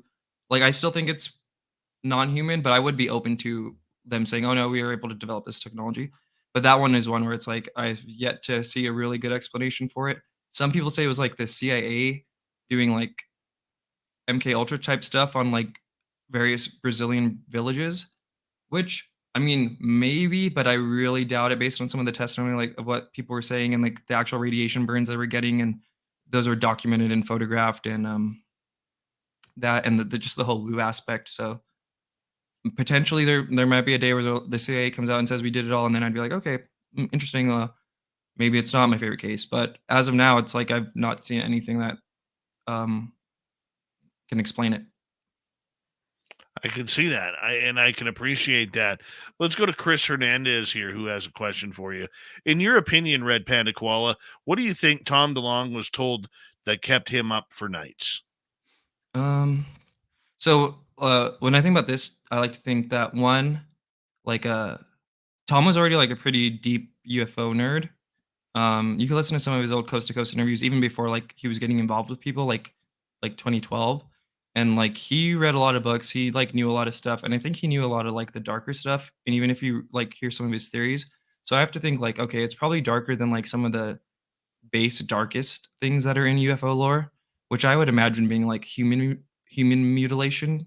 So I was like, okay, maybe if it's a level beyond that, I think it might be something along the lines of like they just walk among us, maybe. So something where he was like paranoid for 3 days, of like it could be right here, like you know what I mean, like that. There's maybe some kind of angle to that, but who knows? I want to know. I think yeah, I think Kurt asked him before, right? And he was like kind of like brushed it aside, but who knows? And just for the record too, like not Tom DeLonge's word is not law. A lot of his theories, like that you hear him say, like were said by other people in the past, but it is still an interesting data point for everyone to just kind of be aware of. And Well, yeah, those are some of my most popular videos, the Tom DeLonge ones. Sorry for interrupting you there, Go by the way. I think Tom DeLonge, and this is a very passionate story of mine. I don't think that he knows as much as he thinks he does. A lot of his information came from Peter Lavenda, which is where Tom got his absolute fear of UFOs, that they are evil, that they are nefarious, that they're going to come down and wipe out humanity. And that's why, going back to the ill-fated Joe Rogan interview, when he was talking about we need to put nuclear weapons up in space right now because they fear our nukes, and which is just a bunch of horse hockey. If I could say that. But nonetheless, I think Tom DeLonge was a useful pawn in all of this. I do not believe for a second his story about setting up the To the Stars Academy. I think he was put there as, I hate this term because I've heard people explain it to me who've told me what they know, and they use the term useful idiot. Okay. And I hate that term because I think it's rude. I think he's a smart guy. I'm not calling him a dummy whatsoever. However, I think what happened was he got caught up, and they played him because of his social media prowess, because of his music prowess and the riches he gained on that. I think they played him into believing that he was the powerhouse mind setting up the To the Stars Academy, which coincidentally ends up having most of Robert Bigelow's staff on board. Right. And there's a connection to Bass, Bigelow, and NIDS, and many other things involving SRI, involving Tom DeLonge. So the fact that he set this up and he chose the people and handpicked the people, never bought it whatsoever. And not to choose a single ufologist that he had been following, even Peter Lavenda, like, come on. Just didn't make sense. Where was Richard Dolan? Where was Stanton Friedman? You know? And to that, I think it's the, like what you were saying, it's his celebrity and also his wealth, which I think a lot of people tend to forget. Like when you're rich, like society and like the world is just different for you. Doors open differently. Absolutely. Does he know a lot? Sure he does. Those people talk. Believe it or not, if you get into a group with them, they talk. They make you promise that you're not going to repeat the stories, but they do talk. And some of the stories that I have heard from people have been phenomenal. Will I ever repeat them? No, because I gave my word. And you can't do that. You can't break that. But Tom DeLonge, it's easy to see why he is a pariah in this field, unfortunately. It really is. What do you mean by pariah? Like well, I don't think that he is what people give him credit for. He's like a false demigod. Maybe. I think he was an important part in the whole thing, but yeah, I don't think he was like the entire thing, but I think he was an important part in it. And maybe he would even say like useful idiot, like sure, why not? But I think he like, yeah, he does think he like kind of knows a lot, and he does, but he's like I said, he was a part of it, like, and it's gonna get a lot of people mad, like, but he like that's how it is. Hey, it's just the way it is, and you know what? You go by the information that you have received. I'll go by the information that I have received, and you know what? We can agree to disagree on that, and that's healthy. That's quite okay. And like I'm not even disagreeing with the whole like he was used thing. It's just like, sure, maybe he was like, yeah, call it being used, but Congress is talking about UFOs for like the first time and like, well, since the 90s, but like really since the 60s. So yeah, absolutely. And I think he just caught it on the right part. He really did. Totally. On the right part. I will give him credit for that. Absolutely. I mean, let's ask you here, though, as we continue on with Red Panda Koala, we got about 5 minutes to go before we got to go to break at the bottom of the hour here. For you, as you have delved into a lot of these subjects, what's the most controversial subject you think you have taken on, or have you reached that part yet? I think making a Trump video in this political climate was kind of like, some people were just like super dramatic about that right off the bat. I guess Tom DeLonge is a controversy, you know what I mean? So a lot of people have a lot of emotions and feelings about those videos. Probably those two, yeah, Tom DeLonge and Trump. So take us, without getting, too political here, because we're not a political show. What did you learn about Donald Trump and UFOs? So I just kind of covered in the video like his uncle was very influential in the American development of radar in like World War II, and he was a personal advisor to General Spatz of the Army Air Force, whose name comes up in Roswell lore a lot. So I didn't find anything that was like Donald Trump's uncle says UFOs are real, but it was just like that was interesting. And then also he was the one who was called upon by the government to look into Tesla's files. So it kind of shows a level of like, and John Trump is his uncle, so I'll be referring to him as John Trump. Shows a level of like connectedness with John Trump and the government establishment, and that they recognized him as one to go to try and understand Tesla, who's like a brilliant man, right? So with those, I was like, there's like at least just be aware of this. If I was a betting person, I would probably bet that because he was so influential in the development of radar, and he was like friends with Vannevar Bush, and he was like he went to MIT, that they would have consulted him at least during the 40s and especially during like 52, the UFO wave over DC, where that was a very radar heavy um, wave flap, whatever you want to call it. So that was interesting. And then and then also it was interesting that he ended up being in a documentary with Stanton Friedman, who we've been talking about a lot tonight. And in that documentary, he was just talking about his researching Tesla stuff. He didn't say anything about UFOs, but I did find that interesting that he was just like, I just didn't expect to see Trump's uncle like in the scene right before Stan Friedman in this documentary. And then from there, I just go into some of the stuff that happened during Trump's presidency. Like I don't know if people know this, but there was a guy who went straight from Trump's. He was like the IT guy for the White House, but it wasn't IT guy. There was an official title for it, but he went from there to TTSA, which I thought was really interesting, and like not a lot of people talk about that. And I don't even know if that guy's on TTSA anymore, but it was just like interesting. And then just some of the stuff that like there was the yeah, just like a lot of the stuff happened during his presidency, right? So and if you Well, if you listen to Tom, they say it was like supposed to be with Hillary, right? But still it yeah. happened under his. He had some interesting statements here and there. And the funny part about it is, and sorry again, sometimes when I No, get it's excited about topics, I overspeak here. It's one of my problems. I got to learn to use my mute button more. But, one of the things that I always found interesting about his presidency was the fact that a lot of UFO topics came up, more so than I think a lot of other presidents that ever have had to deal with this topic. And I mean, but do you think they were teasing the UFO public and the public in general when you would see his son say, hey, we're gonna talk to my dad about Roswell? Were there aliens? Do we have aliens? What's going on? And Trump would never really answer that, but at least the topic would come up for discussion. Did you ever think that that they were just serious about the topic of UFOs, or if they were truly looking for answers, but maybe reading between the lines couldn't give the answers? The vibe I got, which I don't know for sure either way, is like he probably was not like totally like read in.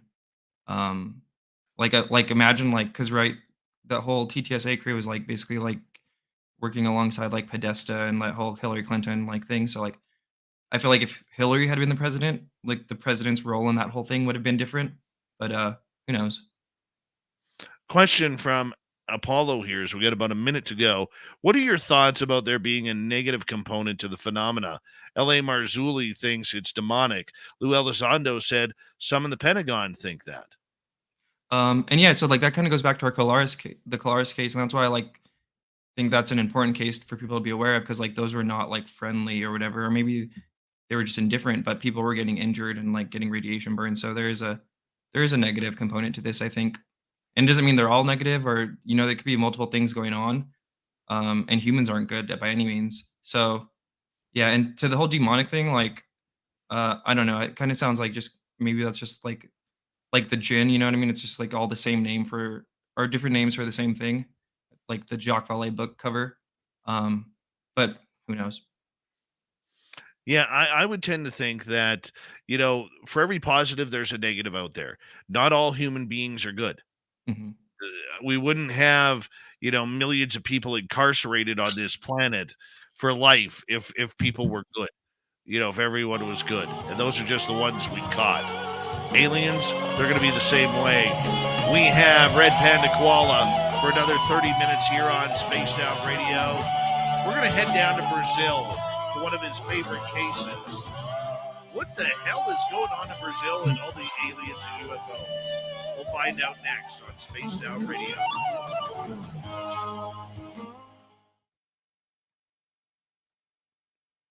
All right, we're clear. Woo.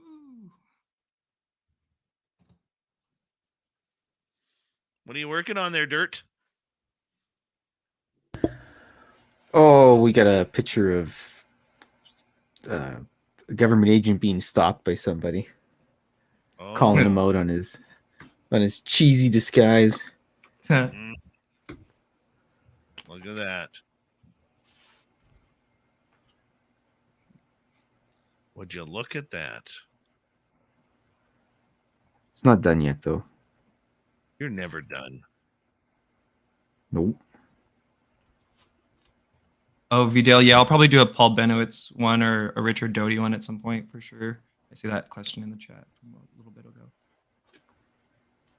Any other ones?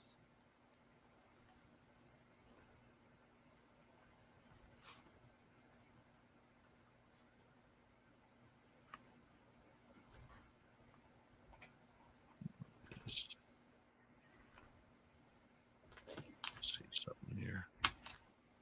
All right. That's good right there. We'll go here. Doug's saying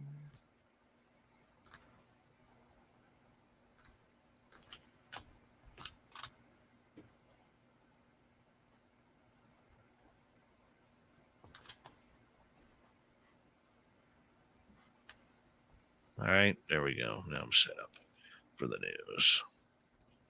We will get to some more questions. Rocky Bandito, happy birthday today, man. Happy birthday. Happy birthday. If you want me to sing, Happy name day, sir. I will sing to you. Do it, Dave. Will you join me, Phil? Nope. Yeah. You always But also to the useful idiot thing too, it's kind of like they used each other, right? Well, you know what? From the people I talked to who were on the inside of that, Yeah, let's get some of that. That's what I want. well, they forewarned after that Joe Rogan interview. They shut Tom down. Yeah, Tom- I heard that too. Tom had a really, really adverse reaction to that, which eventually saw Elizondo move to Wyoming. And Tom made a lot of promises to people and didn't follow through. And that took a lot of people by shock. And, the idea that they were, here his sister was getting paid $100,000 a year to do the media for TTSA, and they were blocking radio interviews and all sorts of podcast interviews and YouTube interviews unless they were a known supporter publicly of TTSA, really struck a lot of people on the inside wrong. Add to the fact, Tom with his continued, what if I were to tell you posts and then erasing them an hour or two later, he would get so excited about the information that he was hearing, he would post it. Yeah, and he definitely posted some fakes, like plenty of them. Yeah. So. Oh, and we're not even getting to the fake videos yet that he posted that were, he was calling real. But I mean, it got to the point for these pros and these spies of the TTSA, they had to draw the line with them somewhere. And they finally did when they said enough is enough, And yeah, and that's something I didn't like about them early on too, is that like they kind of it seemed like they tried to like leave the UFO community behind, and even with Elizondo's recent ufology must die, because like I'm like basically like my whole existence is like the exact opposite of that. Like this history is like super important and rich, and like there's so many like interesting people that deserve to be remembered. So that's definitely one thing where I'm like, I do not agree with this, but also like I don't have to agree with everything that they do. You know what I mean? Yeah, absolutely. And the fact that Tom was, I mean, here they are standing on a stage of a pressless press conference, which I was the first one to point out. As being a media guy, you can't have a press conference without the press there or take questions. There's a lot of faux pas that were made because Tom wanted to do this the rock star way. And this isn't something you can do the rock star way. There's a time to rock star and there's a time not to rock star. And he couldn't deviate between the two, from what I was told. Yeah. So, I mean, sounds about on brand. And also, like, he says a lot of like pretty negative, like Republican right wing stuff, and isn't like Elizondo like super right wing. So I'm sure that. all right, here we go. Another useful idiot on the screen here, not Jonathan. Here we go.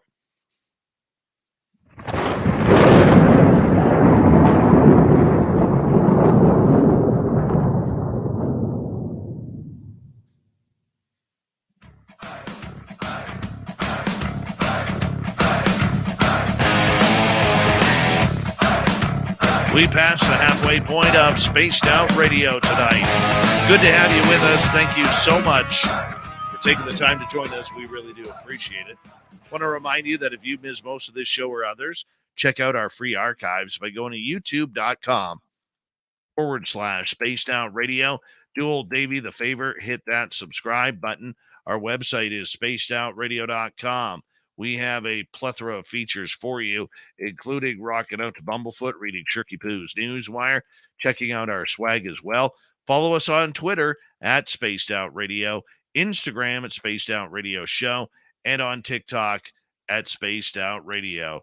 Red Panda Koala is here until the top of the hour, where we take a good look at a newer set of eyes when it comes to ufology. He's got great documentaries that he puts one out every few months regarding UFOs and how to understand what is going on.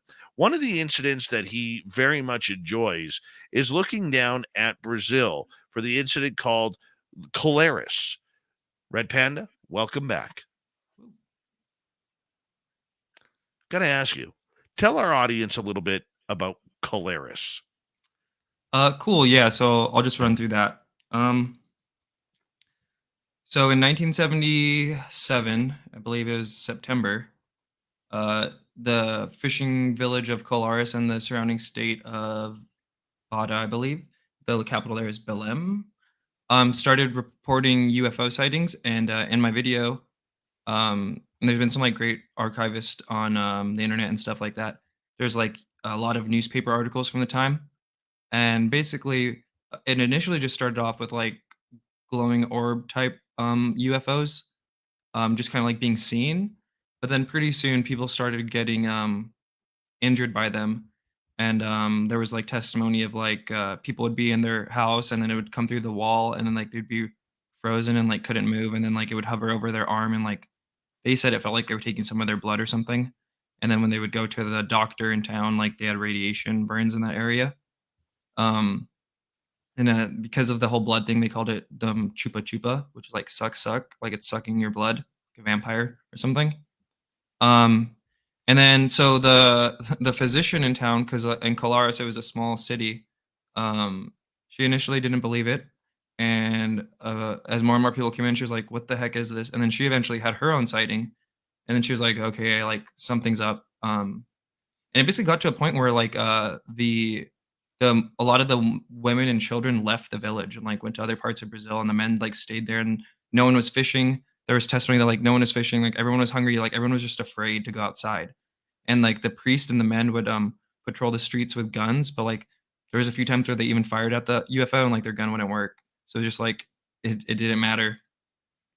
And then so yeah, initially it was like farmers and fishermen that were reporting it, and then like I was saying earlier, it eventually got to police commissioners and mayors of multiple cities reporting these UFOs, and these were also documented in newspapers at the time. Of like this mayor said this, they saw this, da da da. So eventually it got to the point where they like the citizens like staged this like protest, like you're gonna call like we need something out here, like this is not hysteria, this is not whatever. And then eventually after some of the mayors had their sightings, they're like, okay, yeah, something's going on.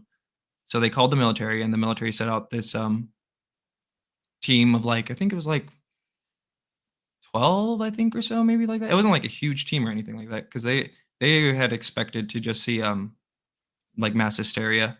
And then when they get there, eventually they have their own sightings. There's multiple testimonies of the people on the because it was a Brazilian Air Force delegation or whatever. So you have multiple testimonies from now military people who were sent there. And there's even a testimony of Holanda, who I told you about, like had like a humanoid encounter, which was like pretty weird. And he said it like spoke to him in like robotic Portuguese. I don't know. Like, yeah, it's all weird, right? It's all super weird. And then there's even some people claim that like there was Americans mixed in with the Operação Prato guys, but that was kind of like not really as well established as like just that it was Brazilians there, but that's just something to be aware of for people. And then yeah, they had and then it even ties into like Bigelow and stuff, because I guess Bigelow, it's rumored that like he bought some of the tapes or something. I don't know. Have you heard that? That I have heard, yeah. but yeah, I heard that a lot of that money came out of the money that he got from the U.S. government, the 22 million. Oh, really? Interesting. Because I do know it was like an ATIP guy who went down there, or an OSAP guy. I think it was even the guy who was on the Marine airplane during the Nimitz thing that was like potentially going to go rendezvous with the Tic Tac. I forgot that guy's name, but I think it was the same guy. So yeah, and then eventually they basically just said like, we don't know what to do, we're just gonna leave. And then they left, and then eventually like after 2 or 3 months it all stopped. And yeah, like I said, the official statement for years was that it was lighthouses offshore causing the hysteria. And there's even there's even one person who like pretty much died. Like she was like frozen, and then when they took her to the hospital, like to the big city hospital, like she passed away. And when the local hospital lady tried to get her records, like her records were destroyed from the bigger hospital. So there's even like a little bit of a light layer of like cover up. And then yeah, like I was saying, there AJ Gavard interviewed Holanda like in the in between period when it was still kind of like, that's fake, like da da da da da. And I really recommend you guys should go watch it and find his interview he did with him. It's really interesting. It's a really good piece of like UFO history to familiarize yourself with. And yeah, he's basically just talking about like, yeah, like we went there expecting to see nothing, and we saw all this crazy stuff, and like people were actually getting injured and stuff like that. We didn't know what to do. And yeah, and then yeah, Yeah. like I said, that it's important too because they officially released those documents, and anyone could go look at them on the Brazilian National Archives. Oh, and there's another interesting angle too, which it comes up in my other videos, is the National Enquirer angle, because I'm pretty sure that Terry Hansen was a great researcher. He wrote the book Missing Times. He unfortunately passed away, I think, in 2014. But he had found some circumstantial evidence that the National Enquirer was part of the entire like UFO psyop cover up, whatever you want to call it, just like muddying the waters. And basically the National Enquirer was the first American publication to cover Colaris, which is kind of like lends credence to that, because that'll happen a lot. They were the first American publication to cover some of the like UFOs and nuke stuff in the 60s, and they were the first American publication to interview Jesse Marcel before the release of the book by Berlitz and Bill Moore. So you kind of see this thread pop up here and there of like some weird stuff's going on, and the National Enquirer is here now covering it. Why do you think they turned it over to the National Enquirer? So there's actually some really interesting history there. We'll get into that. So, and in my video, I talk about like, it's circumstantial, right? There's no document that exists right now online that you could find or in any archive that says like, we did this for this. But you have to look into the founders of the National Enquirer. It was founded by this guy named Generoso Pope Jr., and his father was Generoso Pope Sr., who had come over from Italy to America, New York City. And he had basically ended up saving enough money to buy the largest Italian-American newspaper in the city, or I think in the country, actually, Il Progresso.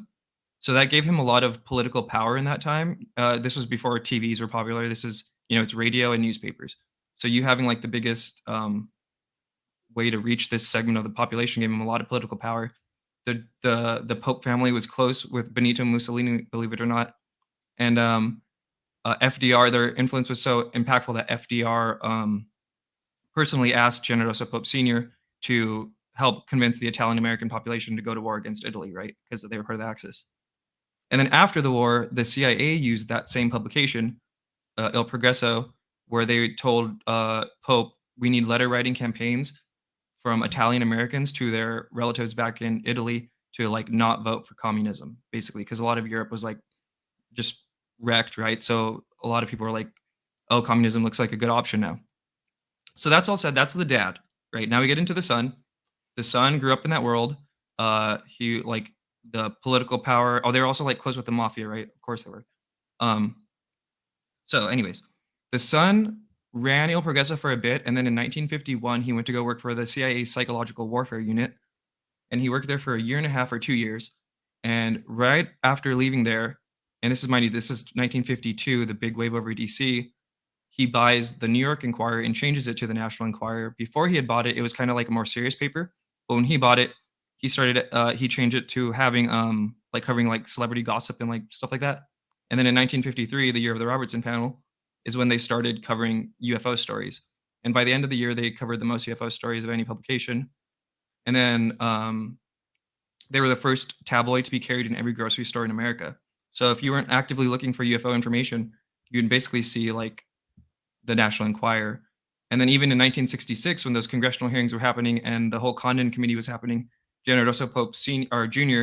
was still running the National Enquirer, and he launched this other like Weekly World News or one of those ones, but like totally dedicated to aliens. And so yeah, when you look at that whole history, like he literally went from the CIA to and in my video I talk about too. There's better documented evidence for them creating National Enquirer type papers in other countries, like in India. There was this like instance where some senator like came across it and was like, "What's going on here?" And yeah, just this whole like kind of disinfo, muddying the waters campaign. So I personally think it's pretty likely that it was part of the whole cover up, muddy the waters.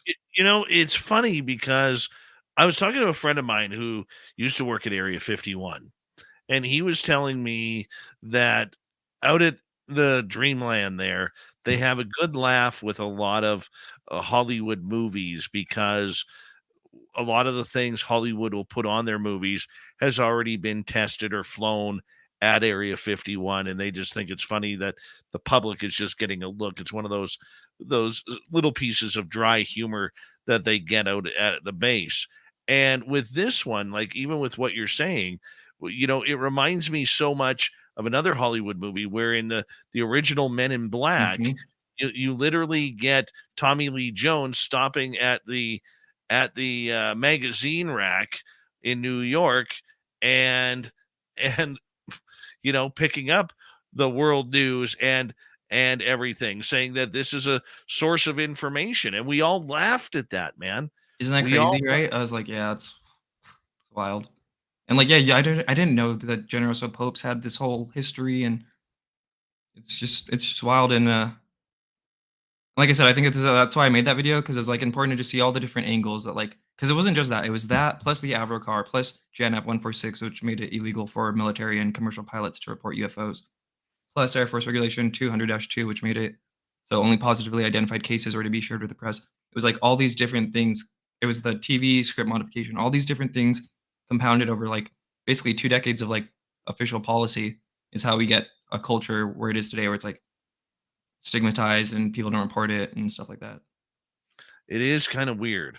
It's very weird with how that works. So, I mean, the idea behind Brazil, though, going back to the original topic of everything here with Brazil and Colares, there are so many different stories coming out of Brazil.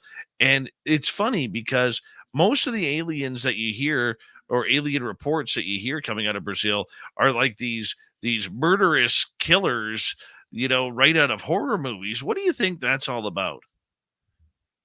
Yeah, I think it's just kind of like what we were saying earlier of like, there's just a spectrum of everything, right? Like not every, whatever this phenomenon is probably going to be totally benevolent to us.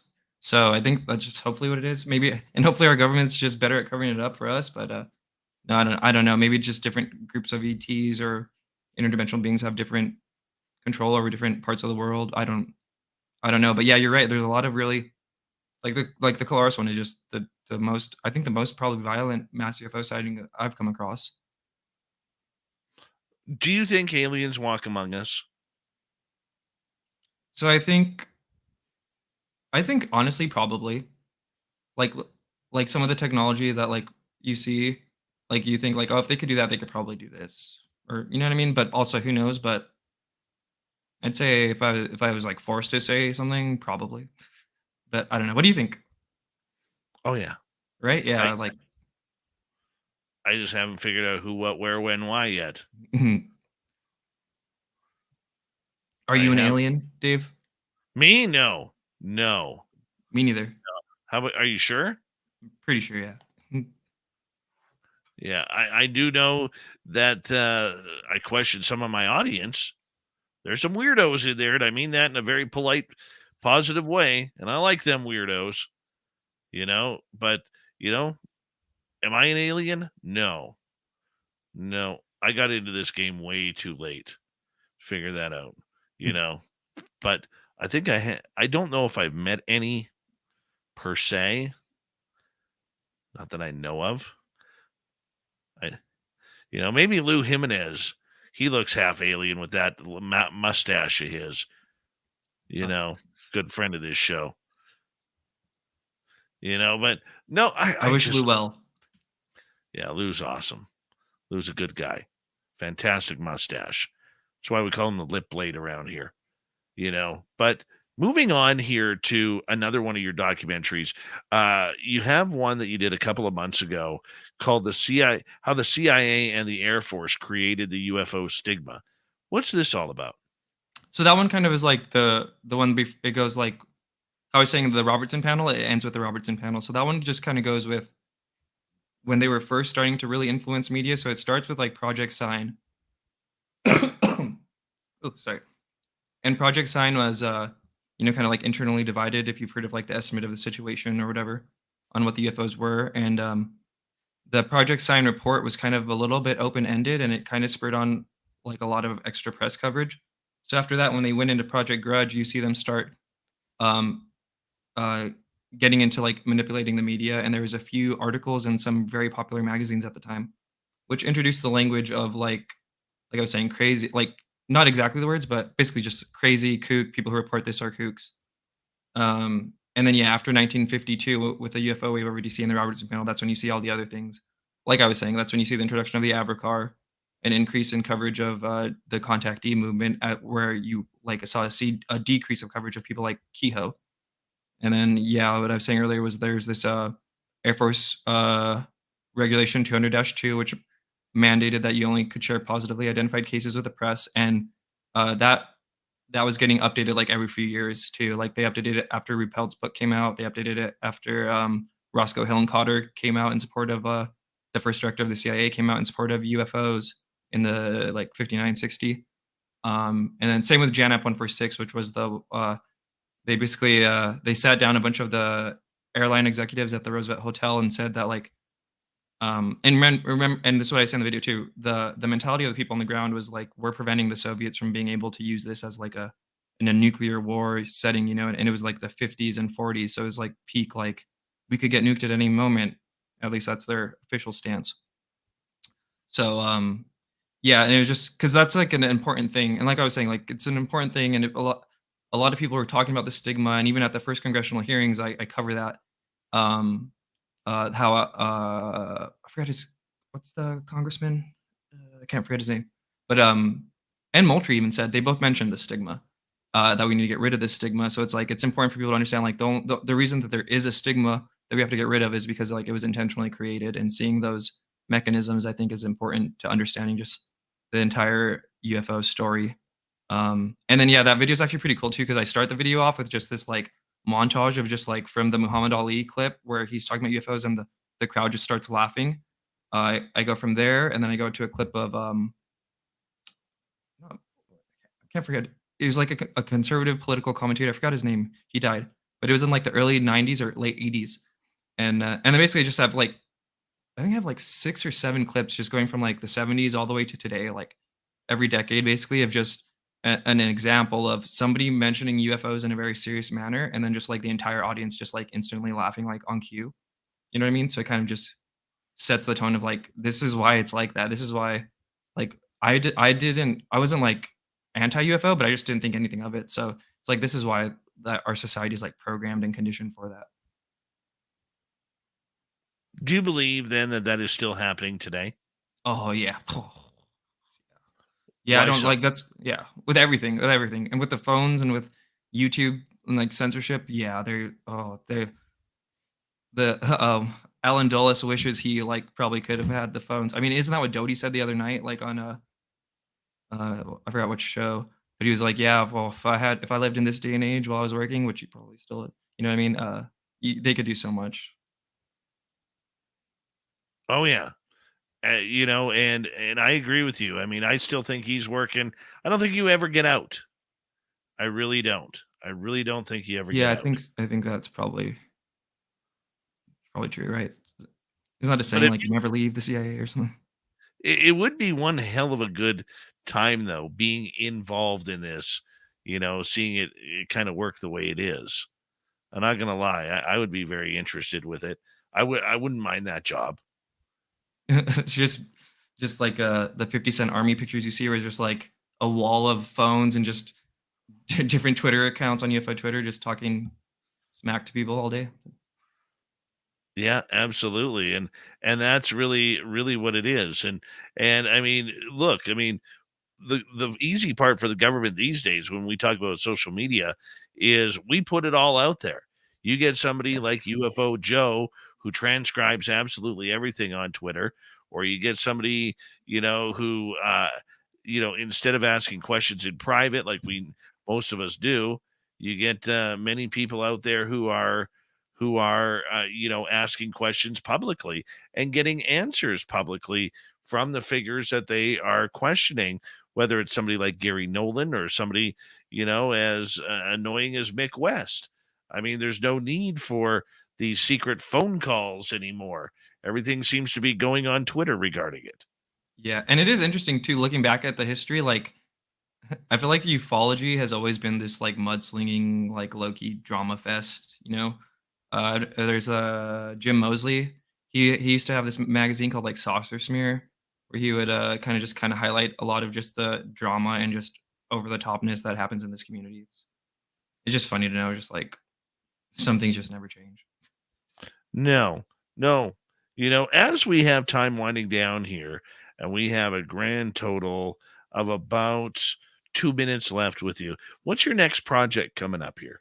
So originally wasn't going to do like a trilogy, but it kind of just worked out that way, where now I'm just going to end it because it ends with so with the first one was how the CIA and Air Force created the stigma. That one ends with the Robertson panel. And then the second one, Project Blue Book, the UFO propaganda wing, picks up with the Robertson panel and ends at the Michigan UFO wave and the CBS documentary that was made in response to the wave. So then I'm going to end it with just kind of like the Condon Committee and the 2 congressional hearings that happened, and just kind of like all the different things that happened in between there. The first congressional hearing, the Condon Committee, the symposium, the American Astronautical Symposium, or whatever, and then yeah, that one I'm pretty excited. I think it'll be cool. I think it'll be a nice little like trilogy once it's all done. And then it'll be cool too because I'm definitely going to return to that era, and then like just like I feel like eventually, especially with the way YouTube is, I'll be able to like make a playlist where it's like those won't be like the 3 in a row, but there'll be like a bunch of videos in between, so it'll be like tell this really full story that I could just add to here and there. Because there's like 3 or 4 different arcs, right? There's like the Blue Book era, there's like the in between era, and then there's like whatever this era is called. So yeah, for sure that one. And then after that, I think I'm gonna start redoing some of my older ones because like I was just learning how to edit this entire time too. So redo some of those, and then I want to do another news recap. But I think I'll probably just do like a 5-year recap just because like it's been 5 years, and then probably a Wilson doc one. And then after that, I have like a list of like 200 or probably even more actually if I really counted it out, of just like things that I collect for to hopefully potentially make a video about one day, like put files away for. Well, you got some great work ahead of you, some great work that you've put behind you already. Red Panda Koala, thank you so much for coming on Spaced Out Radio tonight. It's been an absolute Thank you, Dave. pleasure. I had a lot of fun, dude. It was very cool. We're Hopefully so I'll see you at an event someday. Absolutely. Fly down to Number the one- James Fox thing. Well, maybe the Vegas party. Maybe the Vegas party. You know, but Red Panda Koala, everyone. YouTube.com/Red Panda Koala. Go check out his UFO documentaries. Coming up next, Swamp Dwellers here. Then Super Duke from World Bigfoot Radio with the Cryptid Report.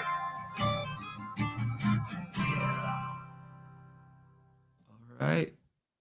Dude, that was fun. That was fun. I had a great time. Yeah. You know, Yeah. Chupacabra showed up in the chat room here. Oh, heck Should yeah. we- Hey, Tupa. Should we maybe keep it quiet now and apologize how we were just totally bashing him and insulting Oh, him? yeah. Yeah, let's The just keep grift that. on that guy. No, I'm just kidding. Total grifter. Total UFO grifter. That guy is riding the Milky Way, grifting away on a surfboard made of UFO parts. It's hilarious. Yeah. Oh, look at. Yep. Lisa Menez is in the chat. Yep. My first ever like UFO interview was on their show. I really liked the vibe and stuff. It was a good time. That was a good. Lou memory has to a hell of a mustache. A hell of a mustache. Great mustache on him.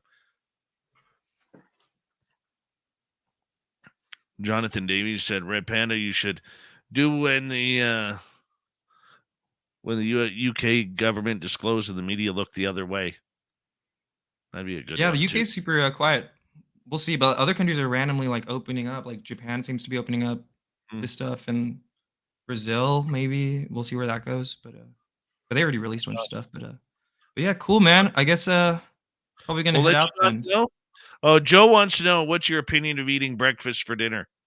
I think it's good. Good option. Good cheap option Yeah. too. If you're ever like broke, So Yeah.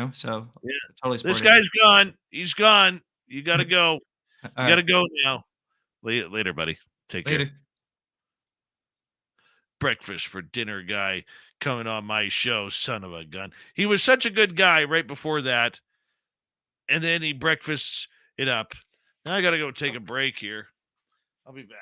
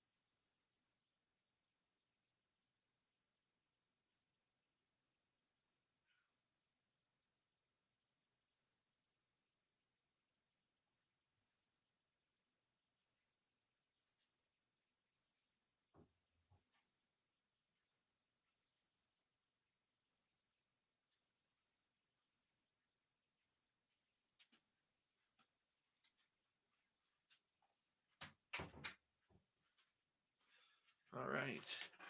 I am back. We got 27 seconds. Thank you again to T2E, Catfish, Apollo for the amazing super chats. We really do appreciate it. And reminder, we're about to put the deposit down on Las Vegas 2023, May 19th to 21st. We'd love to have all of you there hanging on out with us. A good day of partying with UFOs. Would you like to connect with us? Head to spacedoutradio.com for all your latest show info. Now, back to Dave Scott and SOR. Here we go with the third and final hour of Spaced Out Radio tonight. Thank you so much for taking the time to join us. We really do appreciate earning your listening ears wherever you are on this beautiful planet we call Earth. Hello to everyone listening in on our terrestrial affiliates around North America, digitally on Odyssey Radio, TalkStream Live, and KPNL. All of our archives are free. Join us at youtube.com/Spaced Out Radio. Do old Davey the favor, hit that subscribe button. The Desert Clam has set the password for tonight in the SOR Space Travelers Club. Pancreston. Pancreston is your password. Use it wisely, Space Travelers, as the Clam sets a password each and every night right here on Spaced Out Radio. Our website is spacedoutradio.com. We have a plethora of features for you. Rock out to Bumblefoot, read Shirky Poo's Newswire, check out our swag as well. Follow us on Twitter at Spaced Out Radio, Instagram at Spaced Out Radio Show, and on TikTok at Spaced Out Radio. It is time once again where we head to the swamp. Our resident swamp dweller takes us on another spooky journey. Hi, Spaced Out Radio listeners. This is Swamp Dweller. It's time for your nightly dose of spookiness on the show. If you have an interesting encounter or a spooky story that you would like to share, be sure to submit them in at swampdweller.net. You can also find our YouTube channel at youtube.com/swampdwellerreads. Now, let's chill out, relax, and together, let's enter the swamp. We take our two dogs outside to their kennels so they can get out of the house for a while and run and play. These are not small dogs. One is a black lab husky mix, and the other is a full-blooded Staffordshire Terrier, or a pit bull. The kennels are placed at the edge of the yard near the woods. These woods are oversized, large enough to take a day to go hiking through them. Lately, when it gets dark, the dogs seem on edge. They will bark and whine toward the house to come in. At first, I thought they just wanted to get back into the house, but now I think they're actually scared. 3 nights ago, when I went to get them, it was already pretty dark, but we have a security light, so it's not like it's pitch black or anything. I got to the front of the first kennel and noticed both dogs were absolutely silent. They constantly bark at me excitedly when I go to them, but they are dead silent this time. This weirded me out a little, but not to the point of being scared. I will admit that there was a certain uneasiness in the air though, something I can't quite explain. But it's sort of like an electric feeling, like I was about to be shocked. The longer I was there, the more uneasy I felt. I started getting out the first dog, the lab, and heard a heavy snap in the woods near the kennels. I froze. The dogs froze. By this time, I was so on edge that if someone had spoken, I would have jumped, screamed, and possibly ran for my entire life. The creepy feeling in the air just kept getting thicker. The lab had put her bushy tail stuffed underneath her and was whining. This didn't make me feel any better. The pit bull was as far away from the woods as she could be, whimpering for me to come get her. I can only take one dog in at a time because they get too excited and sometimes try to fight, so I avoid that at all cost. I felt so bad leaving the pitty there by herself, but I had to do it. As I walked away, she barked this high-pitched whining type of bark at me that I had never heard her do before. The lab could not get to the house quick enough. I went back for the other one and dreaded every step as her door was to the base of the woods. I would have to turn my back to the woods to open her door and get her out. As I approached the kennel, the air felt heavy and stale, with an unpleasant smell like a dead skunk. Another snap and I was ready to run for it, but I didn't want to leave my dog, who had her head defensively facing the woods. I could barely make it. It felt like trying to walk through water. I was terrified by the time I reached the door. I heard heavy breathing behind me as I got my dog out. She was scared, but started growling behind me. I was frozen in place. The breathing continued for at least a minute before I heard steps coming toward us. We both took off at the same time. A terrifying scream came from the base of the woods. I didn't dare look back. I just ran. My pity pulled me back to the house. I got in, flipped off all the lights, and stared out the window at the woods. I could see something moving slightly, but just out of my sight. It moved back and forth about 5 times, then disappeared. It took me forever to fall asleep because I was so scared that every little noise freaked me the heck out. The next night I went to get the dogs earlier. Right around dusk, I thought all was good until I was getting my pity out. A very loud snapping sound rang out as a tree branch had just been snapped in half. It sounded far away, so I hurriedly got my dog and started walking toward the house. A few steps from the kennel, I heard something big that started charging toward me from inside the woods. We ran again, which appeared to follow for so long, then retreat. Now, every night since then I hear sounds coming out of the woods like branches breaking and being thrown around, knocking on trees and roaring. I am terrified. I no longer take my dogs down there. I take them for walks instead during the day and make sure we are all in before dusk. I don't know what to do. I'm thinking about buying a gun, but I'm not sure it will help. Well, that's why we love the Swamp Dweller around here, always spooking us out with another creepy story. Swamp Dweller can be heard here every Monday through Friday night, kicking off hour 3 of Spaced Out Radio. We love the Swamp Dweller around here.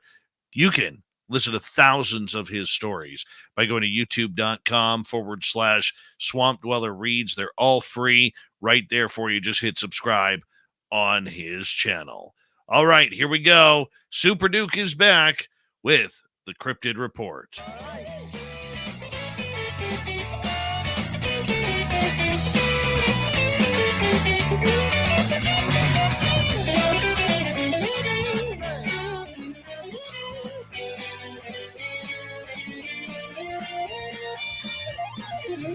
Super Duke from World Bigfoot Radio, seen and heard all around the world, is here, and we love it when he comes on in, and he will have until the bottom of the hour here with another weird cryptid story. Super Duke, how you doing, buddy? Doing pretty good, Dave. What's the update from you? What happened with your research area last weekend? You know what? I went out there, and I took some newbies out there, and we just had a beautiful view of the stars. There was no noise. The energy that was out there, Duke, remember last week when I was telling you how freaky it was? And there was something going on? Nothing like that. Absolutely nothing. I had a conversation before going into the forest with Robin McCrae, a good friend of yours, and she expected it to be very calm. She called that shot very, very cleanly, which was nice, you know, but it was just a complete different area. I don't know what was there. Well, that's all good news because you don't want what was there the previous time to still be hanging around. Apparently they took a hike. You chased them aliens off your lawn, Dave. Good job. Well, I don't know if it was aliens or whatever it was, Duke, but all I can say, to be absolutely blunt and honest, is I've only experienced that type of fear a couple of times, and it's not very comfortable. And when I say a couple of times, that was like the second time. That's not a lot. No, and it's not fun. It is not fun whatsoever when your entire body is telling you, get the hell out of here. There's something strange, and you have to listen. You do. I don't know which is worse when you're getting there's something out there and get the hell out of here thing going on, or when you know what's out there and you're getting the get the hell out of there thing going on. It's hard to tell which one's worse. Yeah, it is not cool, man. Not cool. What do you got for us tonight? Well, I got one report, and it's kind of interesting. I believe it was it's somewhere up in northern Canada. I can't remember exactly which province, but this guy was driving along with his friend, and there were some mountains on their left-hand side, and While he's driving along, he's looking at the snow-capped mountains, and he sees on the ridge, the very ridge at the top of one of them, what looks like a giant walking along it. So as you can hear on the video, he's yelling for his friend to pull over, and his friend won't do it. So he's doing his best to stabilize and trying to get some video of this thing walking along the ridge line of the mountain. So I remember seeing that, months ago when it came out. Now, apparently there's been several follow-ups since then. They went back a couple days later and actually pulled over somewhere and stabilized the camera and took video of the same mountaintop. And you can tell it's absolutely, definitely the same spot, same mountain, same place, and there's nothing up there. So originally there were people saying, well, that's just a power pole or something. It's a transmitter rebroadcaster system. There's nothing there 2 days later. So then they came back there again, and local law enforcement mysteriously chased them out of there and said they couldn't park there. And then they came back again, and this time roughly in the same area where they had seen the giant silhouette, there's what looks like a structure, like some kind of a giant tent with a couple of mastheads or, beacon poles or something sticking out of it. And then the next time they go by there's two helicopters that are coptering some giant heavy cargo off the top of the ridge. So then he puts out a video where there's an unmarked car sitting outside of his house watching him, and he goes running out and tries to get him on video, and they speed away. And then the next thing he comes on and he says, well, this was all just a hoax. It's just a prank. No, all of this was made for entertainment. And you're sitting there looking at him going, okay, where'd you get the copters? How'd you get the giant silhouette on top of the mountain? And then 2 days later, he dies. So, yeah, it kind of makes you wonder what was going on with that one. That's pretty strange. You know what, Duke? I mean, does anything really surprise you anymore? I mean, let's just be honest here. Nope. Seeing too much weird stuff all on my own. So that kind of stuff doesn't surprise me at all. We got some bizarre incidents that happened up in my Fave research area a while back when Eric was up here that we'll be talking about on an upcoming show with him. Very peculiar. But since I was teasing everybody in the audience the whole time in the chat room, we should probably get along to what I was telling them we're going to talk about tonight. And that's that not just us ordinary nobody weirdos are interested in cryptids. The really famous weirdos are interested too. And let's hear a list of who some of them are. And this is from the Rome News Tribune. And they say, Flash Gordon legend Brian Blessed recently revealed that the late Queen Elizabeth and her husband Prince Philip were fascinated with the legend of Bigfoot and were believers in Sasquatch. The royal couple aren't the only stars to believe in cryptids or the paranormal, as many other celebrities claim to have seen Bigfoot, Loch Ness Monster, or even aliens. And here's a list of 10 that make such claims. First up, we got Charlie Sheen. Former 2.5 Man star traveled to Scotland in 2013 to hunt for the Loch Ness Monster and explained that it had been a lifelong dream to search for the mysterious beast. Sheen told talk show host Jay Leno, quote, I went to Scotland and spent a night with a bottle of whiskey and a rowboat on Loch Ness. Charlie wasn't able to see Nessie, but did reveal that there was an event on the water the day after he departed. And man, I hate when that happens. I was literally in a research area for 2 weeks, and the day after I left it, a farmer 2 miles away got great video of a Bigfoot in his farm field behind his house. And the next one up, we got Megan Fox. Megan is convinced that Bigfoot exists and has vowed to be the person to hunt down the Sasquatch. The Transformer actress told people, Bigfoot is real, and I have confidence in myself that if I were ever taken out on an expedition, I would be the one to find Bigfoot.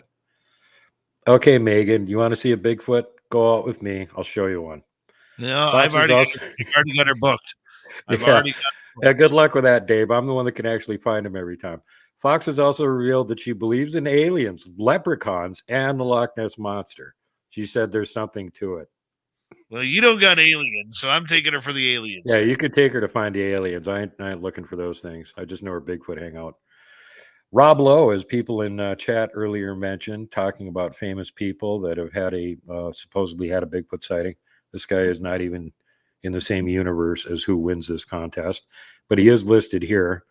The actor revealed that he had a genuinely terrifying experience with Bigfoot while filming his 2017 series, The Lowe Files, in Oklahoma. And interesting to note that Oklahoma is actually the state that has the most Bigfoot reports, not any of the Pac West states. Rob told Entertainment Weekly, "We had an incredible encounter with what locals called the wood ape, which is in the Ozark Mountains. I'm fully aware that I sound like a Hollywood kook right now. I was lying on the ground thinking I was going to be killed." Well, if that was his reaction, he probably did have one of those encounters. Now, getting back to the Royals here, again, we mentioned that Flash Gordon actor Brian Blessed claimed that the late British royals were fascinated with the legend of Bigfoot. And he says the Queen and Prince Philip even met a man called, and if you've been paying attention, you know this name, Albert Ostman in Canada, who claimed to have been kidnapped by 4 of the beasts. He said, "It's the most brilliant account of Sasquatch I've ever heard. He describes being kidnapped. He describes 4 of them being taken away. It's so real. Scientists examined him. He didn't like to repeat his story, but he told the Queen the whole story, and she believed him completely." And next up, we've got Johnny Depp, the guy that likes to have public trials and have fights with his girlfriend. Pirates of the Caribbean star joked that he had missed a press conference in Japan, keeping in mind this is a joke, after being attacked by a chupacabra. Speaking in 2015, Depp said, quote, "I was attacked yesterday morning by a very rarely seen or experienced animal, the chupacabra. I fought with it for hours. They're very persistent, very mean. And I'm pretty sure it came in my suitcase. I threw him out the 23rd floor window, so we'll never see him again. Thank you for understanding." Okay, Johnny. That's like Charlie Sheen in the rowboat with a whiskey bottle. Oh my goodness. Next up, Westworld star, let's go back up here so I can get her name. Evan Rachel Wood confessed she always carries herbs with her to help clear demons from wherever she goes. Asked what she carries with her at all times, Evan said sage and gemstone tiger eye for cleaning demons out of places. Next one up, perhaps not too big of a surprise here. We've got Dean Cain. Dean Cain, the Superman actor, hosted the TV show $10 Million Bigfoot Bounty as he led teams to an expedition to see if they could find the legendary beast, and revealed that it caused him to believe in Bigfoot's existence. Dean said, I began as a complete skeptic, and I will say I'm much less skeptical now. My brother was a real Sasquatch believer, which is why I bought him the Yeti statue in the Sky Mail catalog when I knew I was doing the show. I'd love to be the leader of the expedition that discovered Bigfoot. Well, there's another one. Get your butt out there and put some mud on your boots. Ariana Grande, pop star, revealed in a 2013 interview that she had experience with demons on a trip to Kansas City. Ariana recalled, I felt this sick, overwhelming feeling of negativity over the whole car, and we smelled sulfur, which is the sign of a demon. And there was a fly in the car randomly, which is another sign of a demon. The Thank You Next singer claims that she took a photo and captured the, quote, super distinct faces, unquote, of the demons. They do not show the picture. Ted Danson, Cheers actor, starred in the 1996 film Loch Ness and revealed that he enjoys the mystery of the famous Scottish monster. Asked if he believed in Nessie, Ted said, I'd hate to be convinced one way or the other. I think that is what the movie's about, the possibility, the hope that something exists. If you had a picture that could prove it did not exist, that would be sad. I grew up with a myth. Everybody knows about the Loch Ness Monster and Bigfoot in British Columbia. And he specifically said British Columbia, Dave. Shout out to where you're at. Yes. Dan Aykroyd, Mr. Ghostbuster. Ghostbusters star is a big believer in Bigfoot and also an avid alien hunter. Dan once claimed that aliens were visiting Earth because the planet is, quote, the center of the universe, unquote. He told the Guardian newspaper, I think we're at the center of the universe, and that's why they're coming. They're visiting because this is the planet that produced Picasso, the atom bomb, penicillin, There are so many advances in science, art, and culture, which I don't agree with you on that, Dan. I think they'd find our science, art, and culture to be fairly laughable. So the real question now is, who is the winner here? Who's the most famous guy that claims to have actually seen a Bigfoot? And don't forget, we've got some pretty famous ones in American folklore. We've got Daniel Boone and Davy Crockett, both had encounters. Teddy Roosevelt, who had the secondhand encounter from the Bauman encounter story, where Jessup got killed, apparently. And then he had his own weird incident that happened where they never saw anything, but there was something around camp all night long making weird noise and scaring the living bejeebers out of them. And most people don't even talk about that. So we got some candidates in our own country here, but that's not the most famous person, because there's a difference between saying I believe there might be a Bigfoot and and I've seen a Bigfoot. And in March 2016, no less a person than Vladimir Putin and his secretary, the security people, claimed that they had observed 3 Russian Yeti while visiting a remote village in Siberia. Russian president discovers proof that fabled creature exists while on short vacation in the Kemerovo region. Environmental rangers and hunters in remote mountain terrain say the Kremlin leader, quote, personally witnessed, unquote, 3 Yeti while on a recent helicopter trip to a remote location known for claimed sightings of the Russian Almasty, or wild man, as he is sometimes known. Rangers went on to explain that, quote, he and his entourage saw an adult male Yeti and a female and a smaller child Yeti at a distance of about 150 meters, said Dmitry Ivanov, a National Park wildlife expert who was with the group at the time. Dmitry stated, quote, at first the creatures stood and just watched us. Then they took big strides and went off into the trees. Briefly, they reappeared again as if curious about the presidential group, but then vanished quickly again into the trees and brush. The creatures were covered in thick gray-colored hair and took giant steps, far bigger than a man. There's actually a picture of those footprints, too. The sighting is understood to have been confirmed by 64-year-old President Putin's security detachment after they inspected the footprints found in the newly fallen snow. Pictures of the prints were released later on Friday, April 1st by the Kremlin press service. It's unknown if they were taken by Prime Minister Dmitry Medvedev, and anybody that has a memory better than a goldfish knows that he was actually running Russia for quite some time. He was also there, and he is a noted photographer. So it is possible he's the one that took the picture of the tracks. The Yeti family sightings came on President Putin's latest wildlife visit to remote regions of Siberia. He was said to be awestruck by the sighting. Now scientists from the Siberian branch of the Russian Academy of Science have been ordered to investigate the discovery, but the Russians will do everything to protect the Yeti in their natural habitat. The president is well known for his exploits to protect Siberian wildlife, including tigers, leopards, polar bears, and along with Pacific whales. But if the Yeti find is confirmed, this will be his most remarkable achievement yet. On one occasion in 2012, he flew in a hang glider over the Arctic Siberia, and this is a powered hang glider. It's one that you sit in the seat, and it's got the little engine on it. He flew in a hang glider over Arctic Siberia in an attempt to teach white cranes to fly south to migrate. And yeah, there's pictures. Wow. Super Duke from World Bigfoot Radio. We love it when he's here. We hate this short edition on Thursdays, but that's okay. He'll be back next week. Coming up next, it's Dave 101 Night and Jerky Blues News. We'll be right back.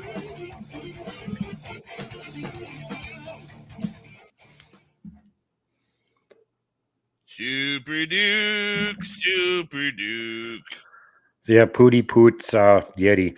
And that area he was in is the same area where they found that cave that they thought that they had been living in. And then they had that big conference there where they had all kinds of high mucky mucks from the press. And they had Dr. Footprints from over here. And Bindernagel, who was still alive at the time, went over there. Robin McCrae was there. And a whole pile of Russian scientists that all had this big meeting in that area. Igor Burtsev put a book out on it. Then Robin is the only non-academic in there, by the way, which is interesting. Very cool. Very cool. So there you go. Pootie Poot, Mad Dog of Russia is the actually the most famous person alive on Earth that admits that they've seen a Bigfoot at this point. Nice.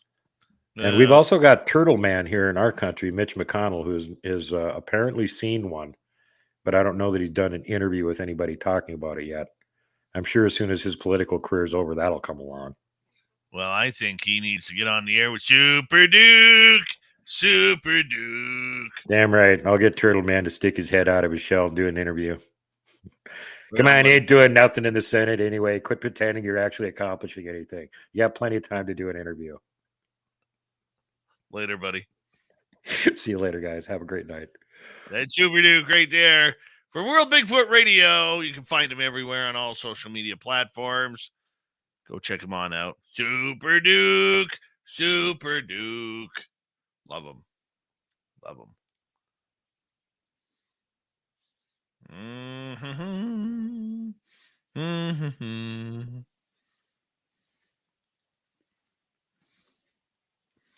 Mm-hmm.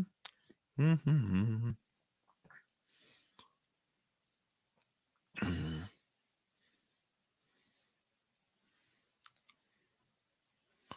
Do do do do do do do do do do do do do. Where am I here?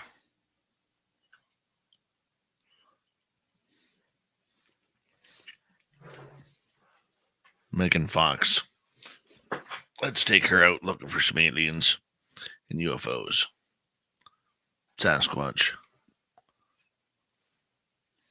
Why not? So for you who do not know, yes, Bomber, I did get your message about Jane Goodall. I don't do the requests. You know that you got to submit the name. Oh, excuse me. Submit names to bookings at spacedoutradio.com. Bookings at spacedoutradio.com. Mm-hmm.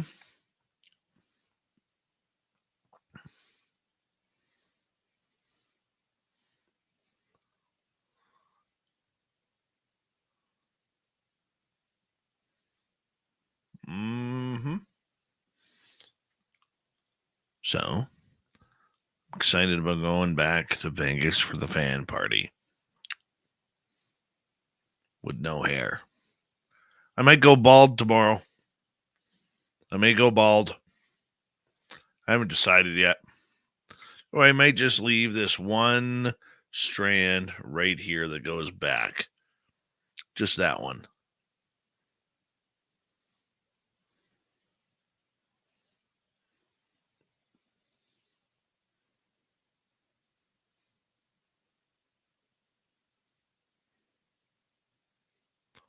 Oh, I need a trim for a while here. I need a trim. I'm making a conscious, healthy choice right now. I just want a full change while I do it. That's why. Hey, James Weston, how you doing? No, I'm not going to be bald in winter. I'll have some hair. But, yeah, I'm going to get a cut tomorrow. And I'm making some real different life changes. I have gained a lot of weight. And I have never, ever in my life been this out of shape, this heavy, and feeling this gross. And as I'm about to hit 50 here in May, I just want to try and get a little bit more healthier. You know, I'm going to be a grandpa at the end of this year, in just about, 2 months here, less than that, maybe a little more. I got my own boy that I love hanging out with and playing with and doing things with. And right now, I just don't have the energy. I'll finish up at the end of the show.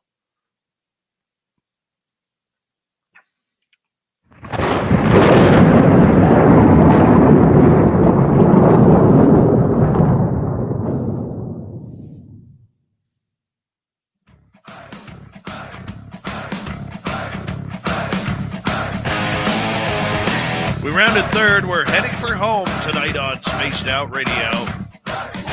Good to have you with us. My name is Dave Scott. Very much appreciate earning your listening ears. Want to remind you that if you missed most of this show or others, check out our free archives at youtube.com/Spaced Out Radio. Do old Davey the favor. Hit that subscribe button. Our website, spacedoutradio.com. We have a plethora of features for you. Rock out to Bumblefoot, read Shirky Poo's Newswire. Check out our swag as well. Follow us on Twitter at Spaced Out Radio, Instagram at Spaced Out Radio Show, and on TikTok at Spaced Out Radio. It is time once again where I give my opinion, I give my thoughts, and I get worked up. We call it the Dave 101.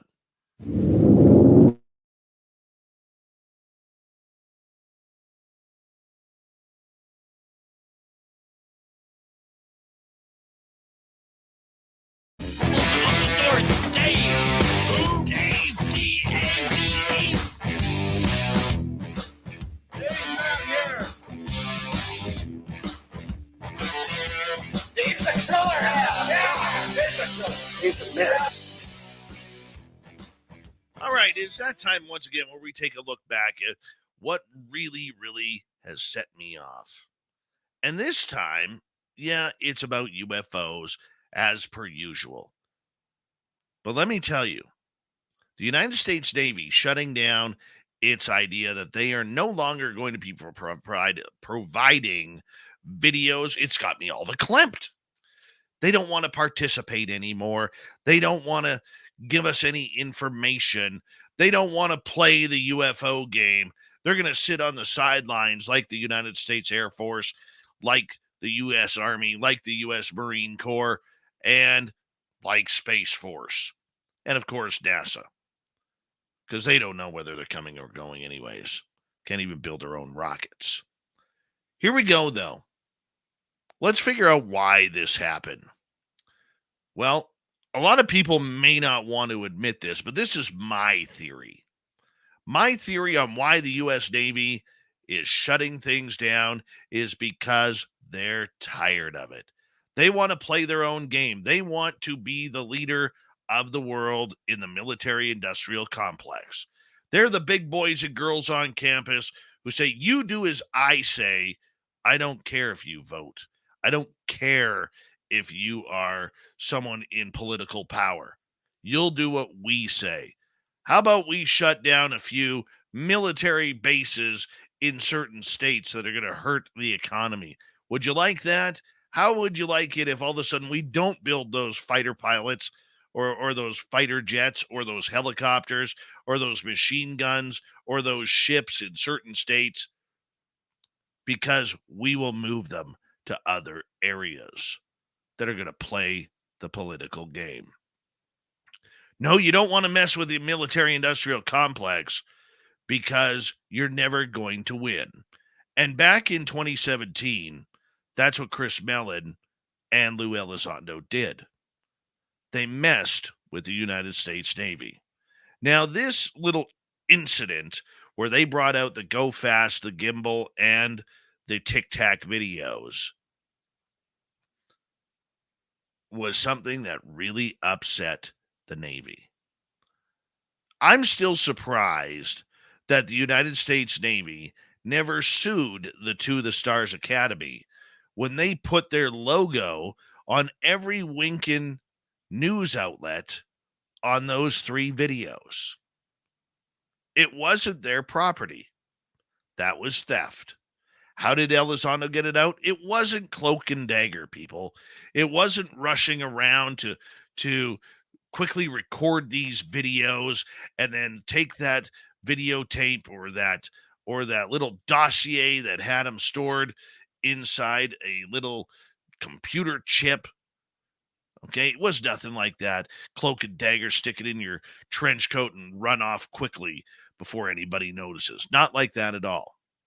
Elizondo allegedly was given the power to review videos, and he would mark on there UFO, drone, airliner, plane, top secret, for public consumption, whatever it may be. And what he did was he clicked off the drone category, that these videos were drones.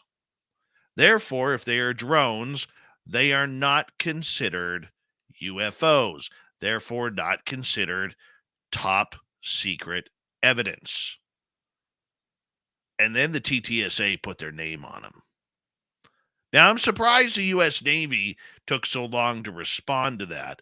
From what I had heard, both Mellon and Elizondo over that incident nearly lost all of their security clearance. And it was troublesome for them for quite a while. But now, as the UFO world has become more popular, we've seen more questionable videos come out who the Pentagon has stated are allegedly real unidentified aerial phenomena. They've all of a sudden turned their back on this community. They don't want to talk to politicians. They have said to politicians who are elected officials, said, we are not giving you any more. You do not need any more. You have had enough. Now, ladies and gentlemen, as far as I know, the military is not supposed to run the politicians. The politicians and the government are supposed to run the military. But apparently that doesn't work when you are the largest navy in the world. They have literally told Congress and the senators, screw you. You don't tell us what to do. We will give you what we want, when we want, how we want it.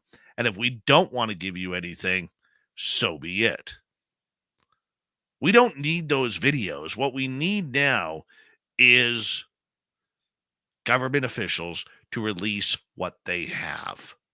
What are they seeing? What are they getting reports on that we do not know? Can we trust Space Force for having a part of this as well? Maybe the Navy is pissed off that Space Force didn't join the Navy when they have a bigger hand in space programs than the United States Air Force does.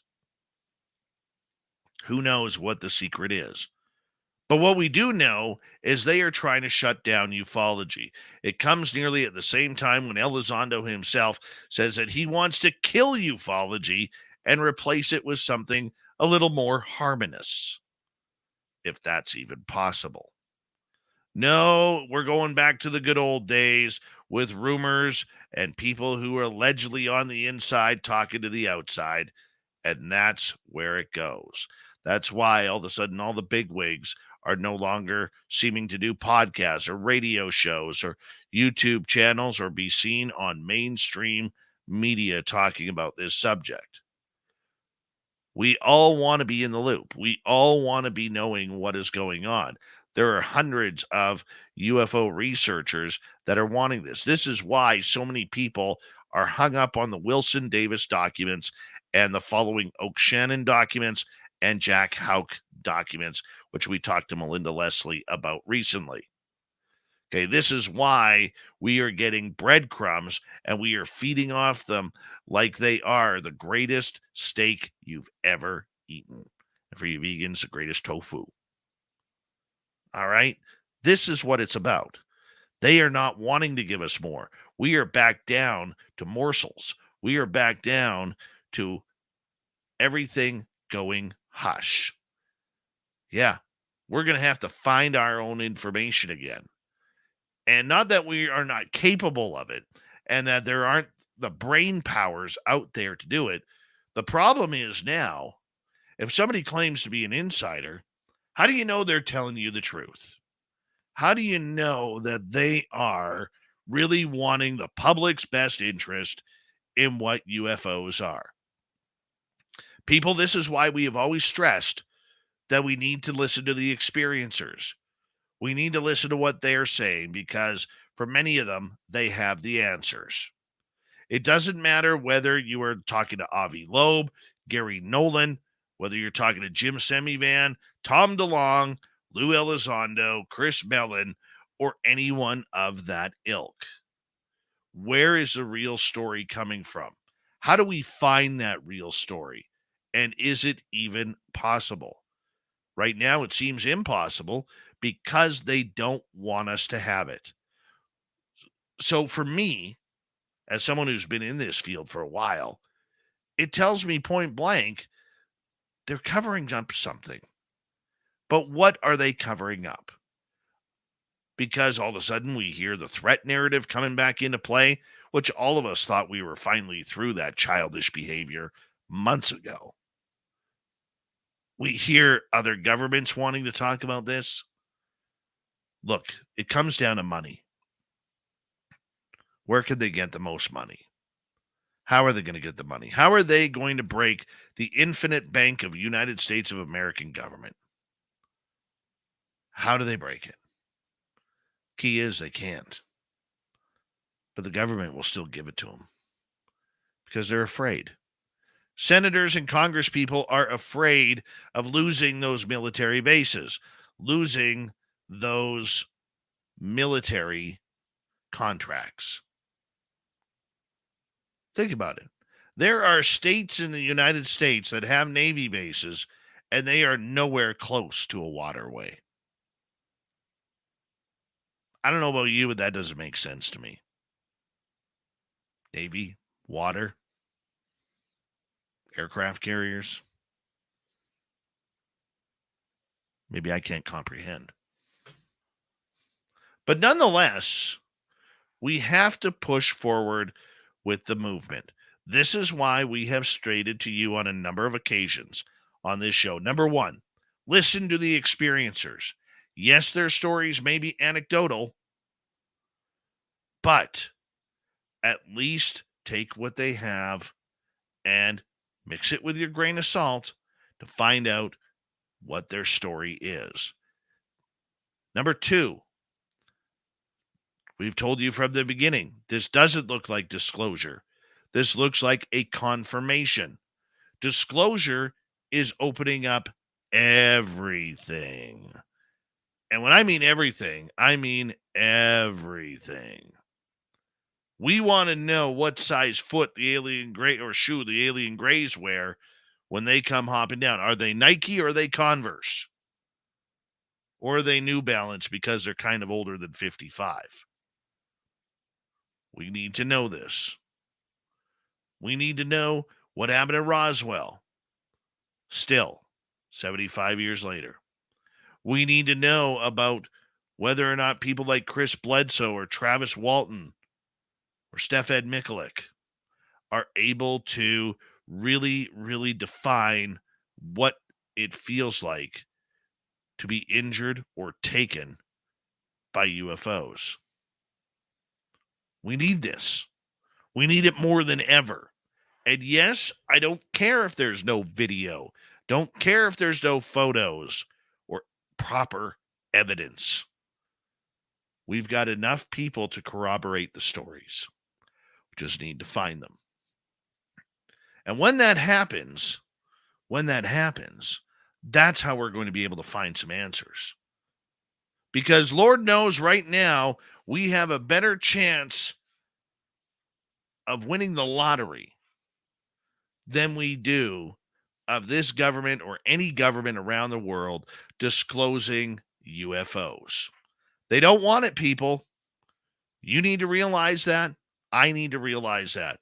Because remember, it was old Davy who told you a couple years ago, there is this UFOs Pandora's box sitting somewhere in the depths of the Pentagon that holds all the secrets from Roswell on up. And those secrets are dangerous to the military-industrial complex that the United States military is in. Because if the American public ever found out what is in those boxes and the secrets that they hold, Lord knows there would be something big in retaliation. Yeah, who would have thought aliens bringing down the American military and government? Could very well be possible. Yes, I am being a little bit taking a little bit of a hypothesis here. But when it comes down to it, where are the answers? Why are the answers good enough for Avi Loeb or Gary Nolan, but they're not good enough for Mr. and Mrs. Joe and Jane Sixpack, who have been abducted for the last 10 years and just want to know what is going on? Be good citizens and just know what is going on. What's the difference? Oh, sure, they could tell us we don't know how the public's going to react. Look how they did during COVID. But the public still has a right to know, especially from people who are living and making a living off the backs of those who are being experienced. And that is your Dave 101. Do us a favor. Give us a thumbs up, thumbs down. Do you agree or not agree? Leave a comment down below on our YouTube channel and let us know what you think. We'd greatly appreciate it, and we thank you for tuning it on in. Let's get to Shirky Poo's news. What time is it? It's time for Shirky Poo's news!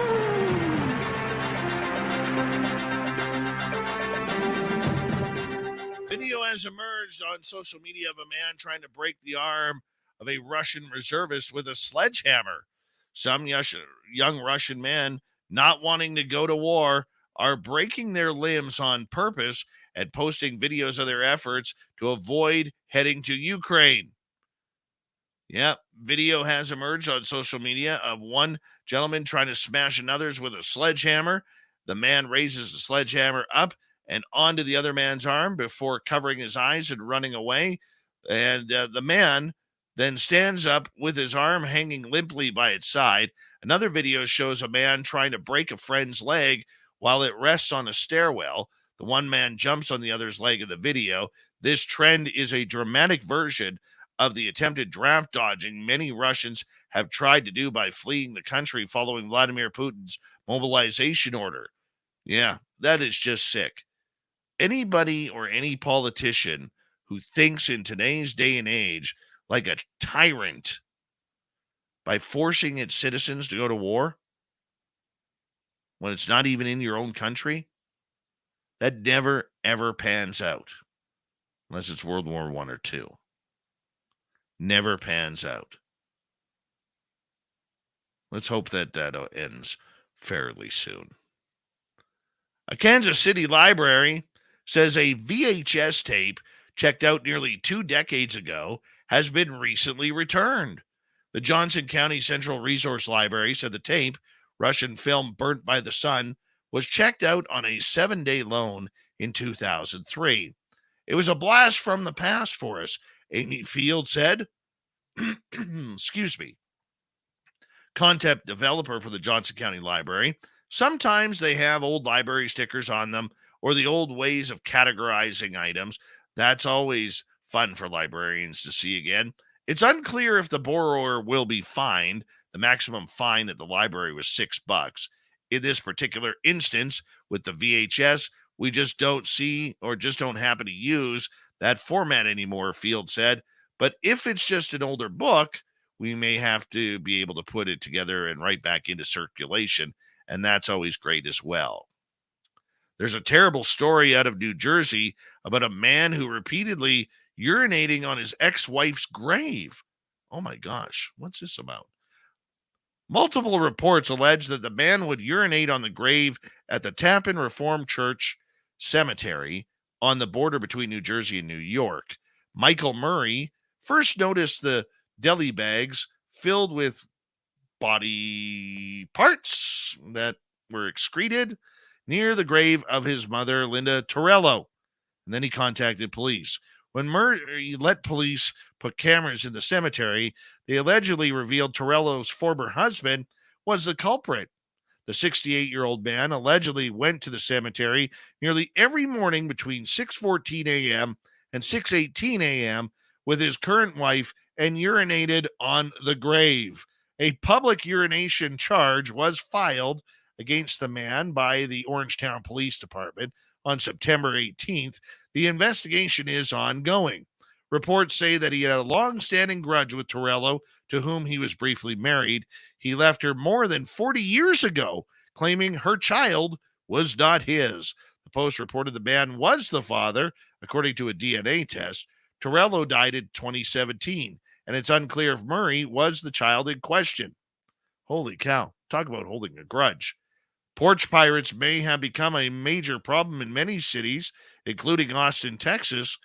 Yeah, a couple decided to get their revenge on the thieves by leaving a bag of dirty diapers for them to steal. However, the pirates were mad and struck back by smearing the dirty diapers on the door before spreading cow manure on the property. The same people came back and took the package, and when they discovered it was dirty diapers, they came back and vandalized our house. They said, yeah, twice. First the diapers, then the cow poop 30 minutes later. It's like a pizza delivery service. That was the straw that broke the camel's back. The homeowner called police, filed a report, and there's now a detective on the case trying to figure out who's who is who's poo. And finally, a Karen's Diner manager has explained what it takes to work at the unique restaurant and the golden rules you must follow. According to who has worked in hospitality, will know the customer is always right, but not at Karen's Diner, where you can get the middle finger pushed right back at you. The chain prides itself on its rude service, and if you visit one of its restaurants, you can expect lots of swearing, menu throwing, name calling, and so much more. Sounds like a pleasant place to dine. Thank you, everybody, for tuning on in tonight. It's been a lot of fun talking with Red Panda Koala, Swamp Dweller, Super Duke, and, of course, the strange news as well. We got Mr. Ron Bumblefoot Thaw rocking in the background with Little Brother is Watching. Bumblefoot is the official music of Spaced Out Radio, rocking us in and out of every single show. Get your horns up for the guitar god himself. Special thanks to everybody listening in at home, at work, in your cars, wherever you may be. Thank you to everyone in our chat rooms tonight. YouTube, Twitch, Spreaker, LGAP, Facebook, the Space Travelers Club, and on Twitter at hashtag Spaced Out Radio. I know you're out there somewhere. Remember, this show is copyright by Spaced Out Radio and SOR Media Ventures Limited. Thank you so much for choosing to share your evening with us, because together, my friends, we're watching. we own the night. Mr. Bumblefoot, we need a favor. We need you to take us home. I know you're out there somewhere watching me. Yes, the Woo Train has docked for the night. But soon, my friends, we shall ride again. Your seats are always available. Your tickets never expire. And if you want to bring a friend, we've got room for them too. Good night.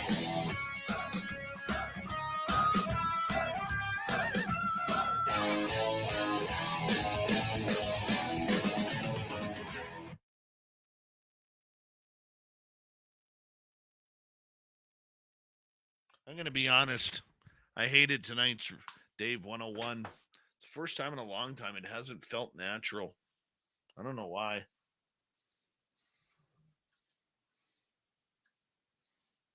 Don't know why. All right. Let's go like this. Close that. Open that. Do that. Repeat. Open that. Close that. Do that. Download.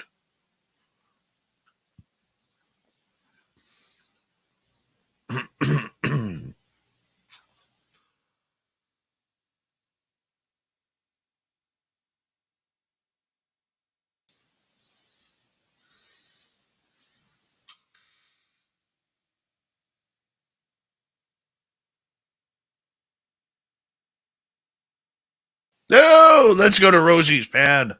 Right off the bat here, people. Right off the bat. You guys are going to like this. Water buffalo, water buffalo. Look at the water. Oh, and an elephant just peered in. Oh, Rosie's pan. When you pay off well.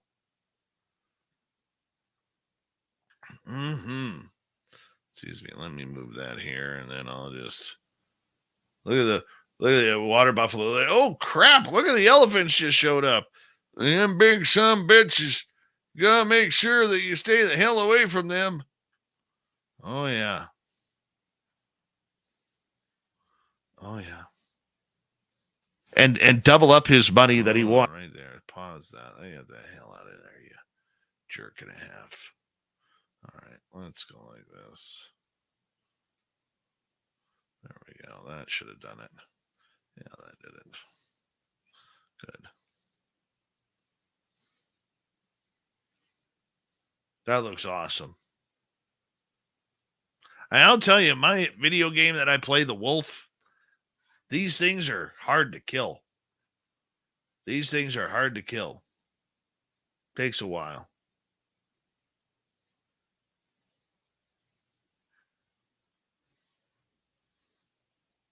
Arrow High, how are you? Welcome to SOR Chat.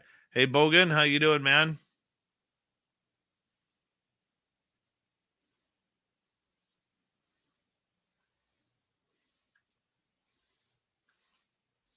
All right, got that. So let's just minimize this a little bit, minimize that a little bit. And let's go back there. Oop, bring that over here.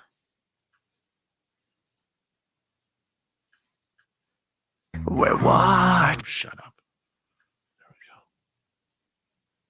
There we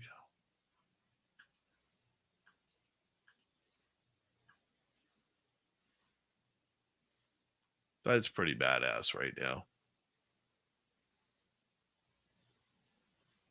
Yes, Joe Monk, I need your beard. If you're shaving your beard, I will need it.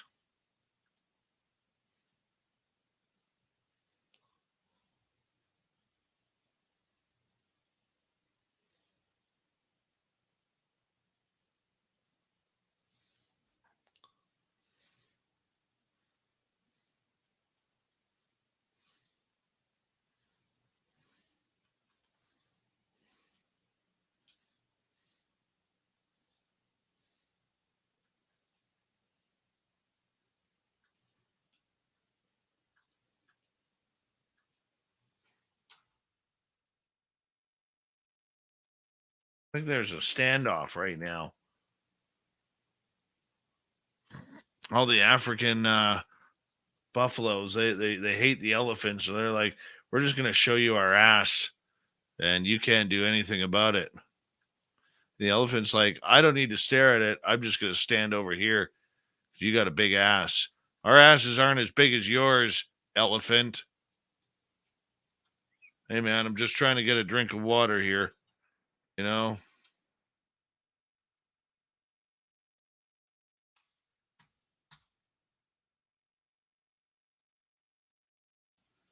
I see it all now.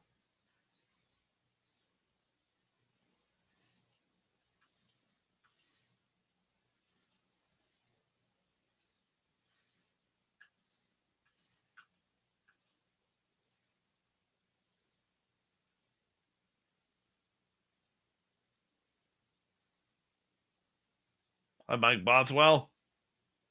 Donovan Davies, how you doing?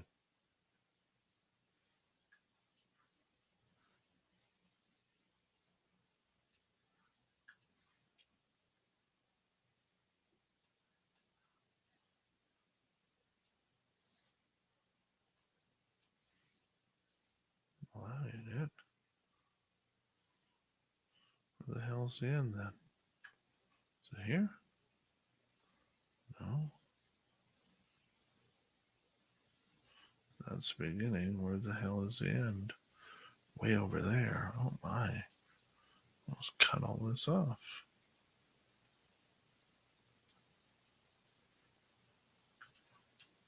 Scary.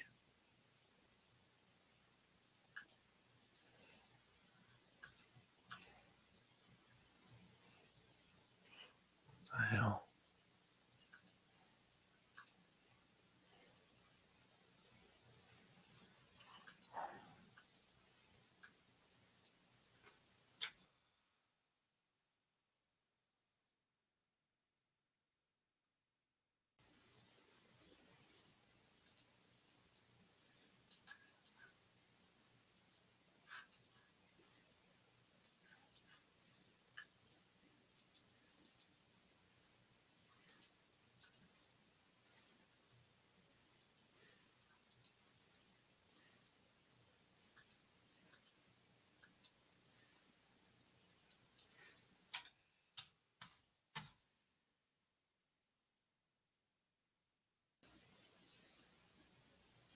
We've been getting a lot of new animals lately.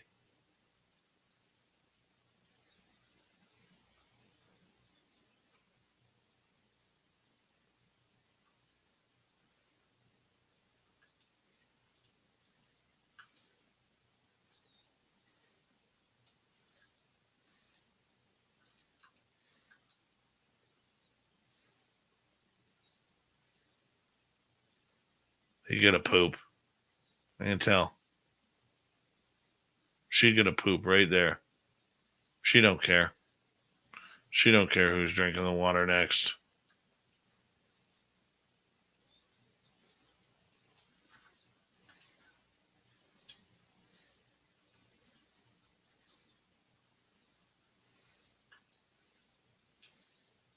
Look at these two over here trying to get a little fresh and porno in front of the camera.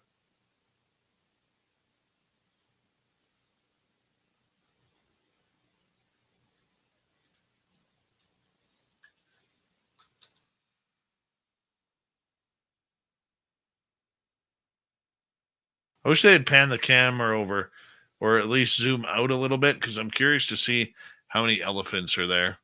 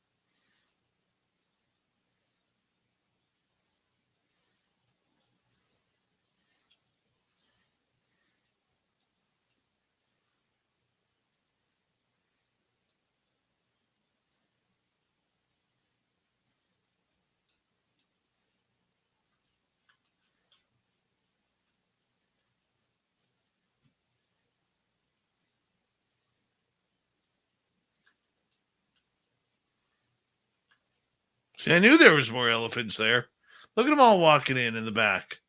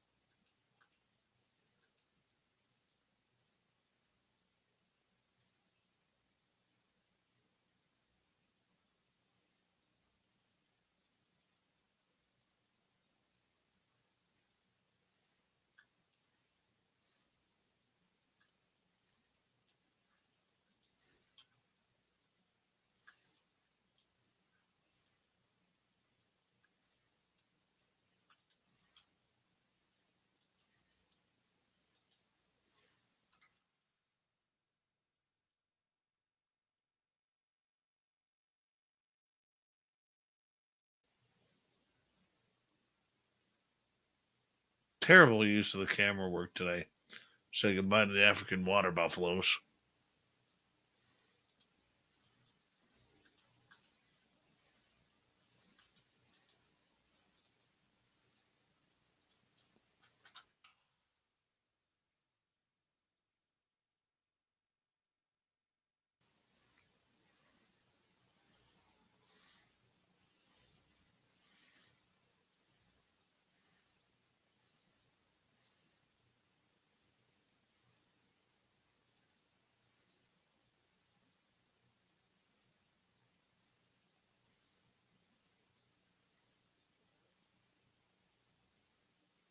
Knew there was more elephants.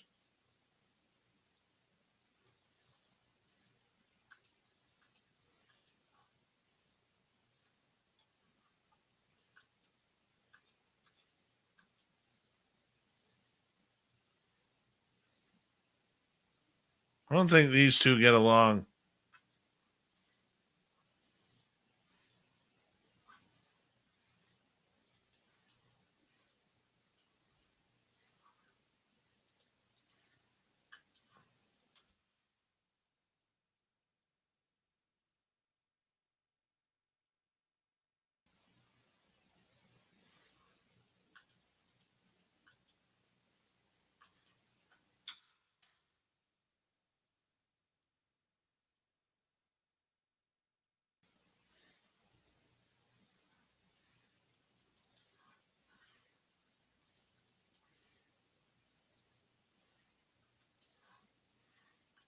Hold on here, guys.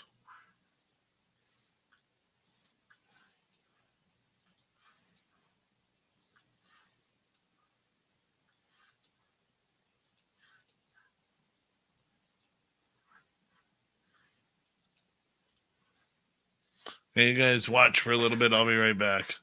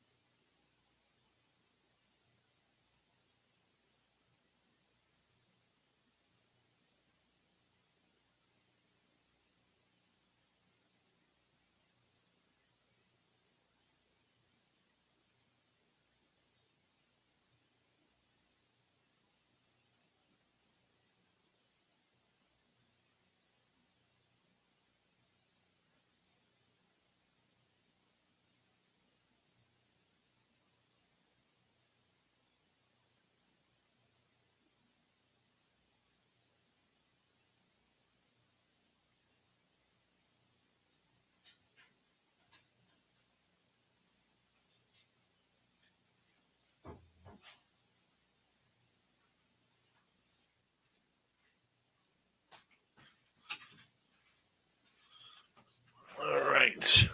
The elephants are still looking good. Let me just cut to the chase here for a quick second.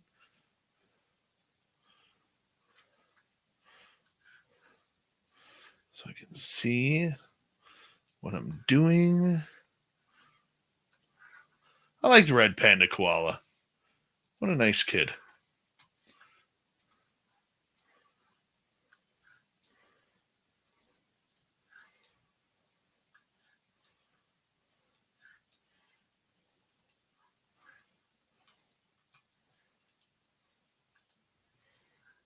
All right. Sorry, wrong screen.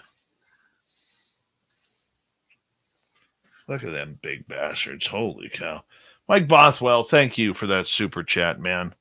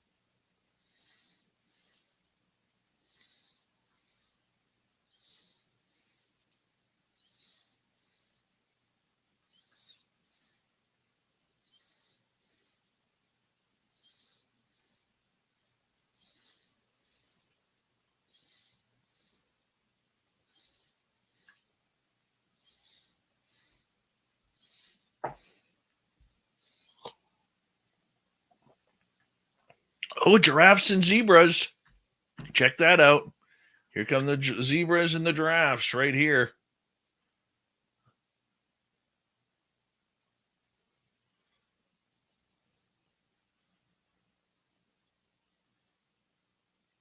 The elephants are like, hey, what are you doing?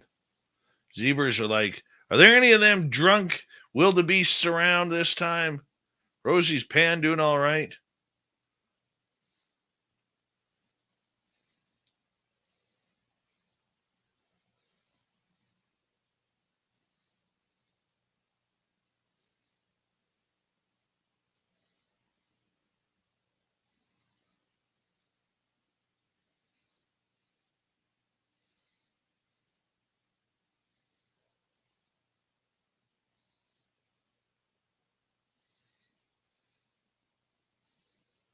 Look, the giraffes are so bloody tall they can't even fit in the picture here.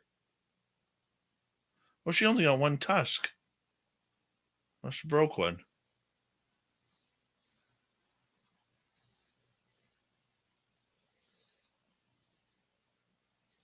I've never seen zebras at Rosie's Pan before. This is kind of cool.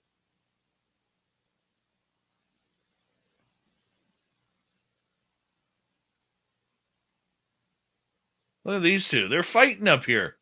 Look at the brawl they're having, them giraffes. Told you should have stayed away from Karen. Look here, Jill. She was flirting with me. I don't care. Told you to stay away from Karen.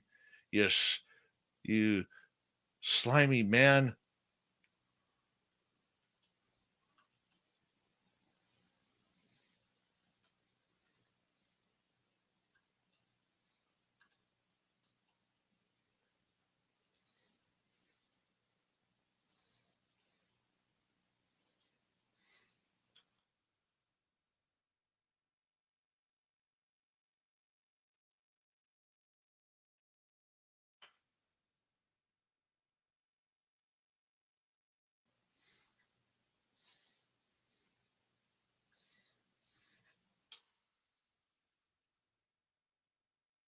Well, there's a third giraffe.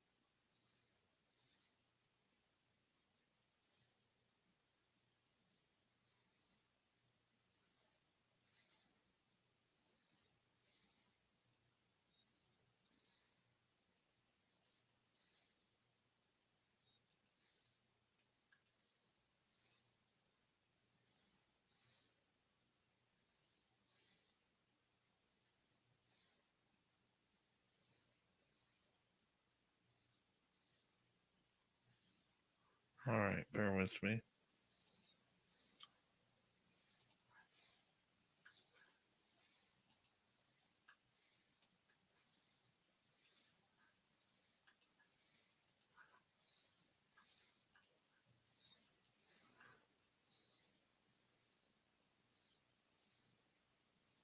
Another giraffe over here. Look at that. These two are still brawling.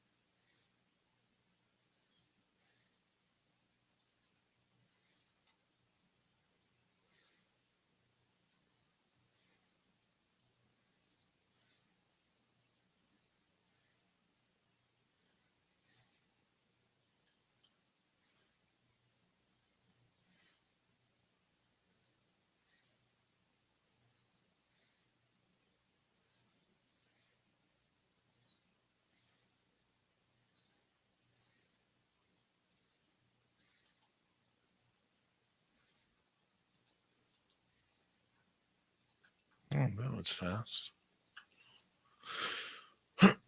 Tomorrow night on the show, we are going to have our Keith Andrews and the ET Connection. As Keith comes in for the first Friday of the month to hang on out with us and share some high quality woo with all of you. We love Keith around here. I want to say thank you to Mike, Apollo, T2E, Catfish, and Apollo again for the super chats. Very much appreciate it. And we're going to be getting more info out about Vegas here pretty quick.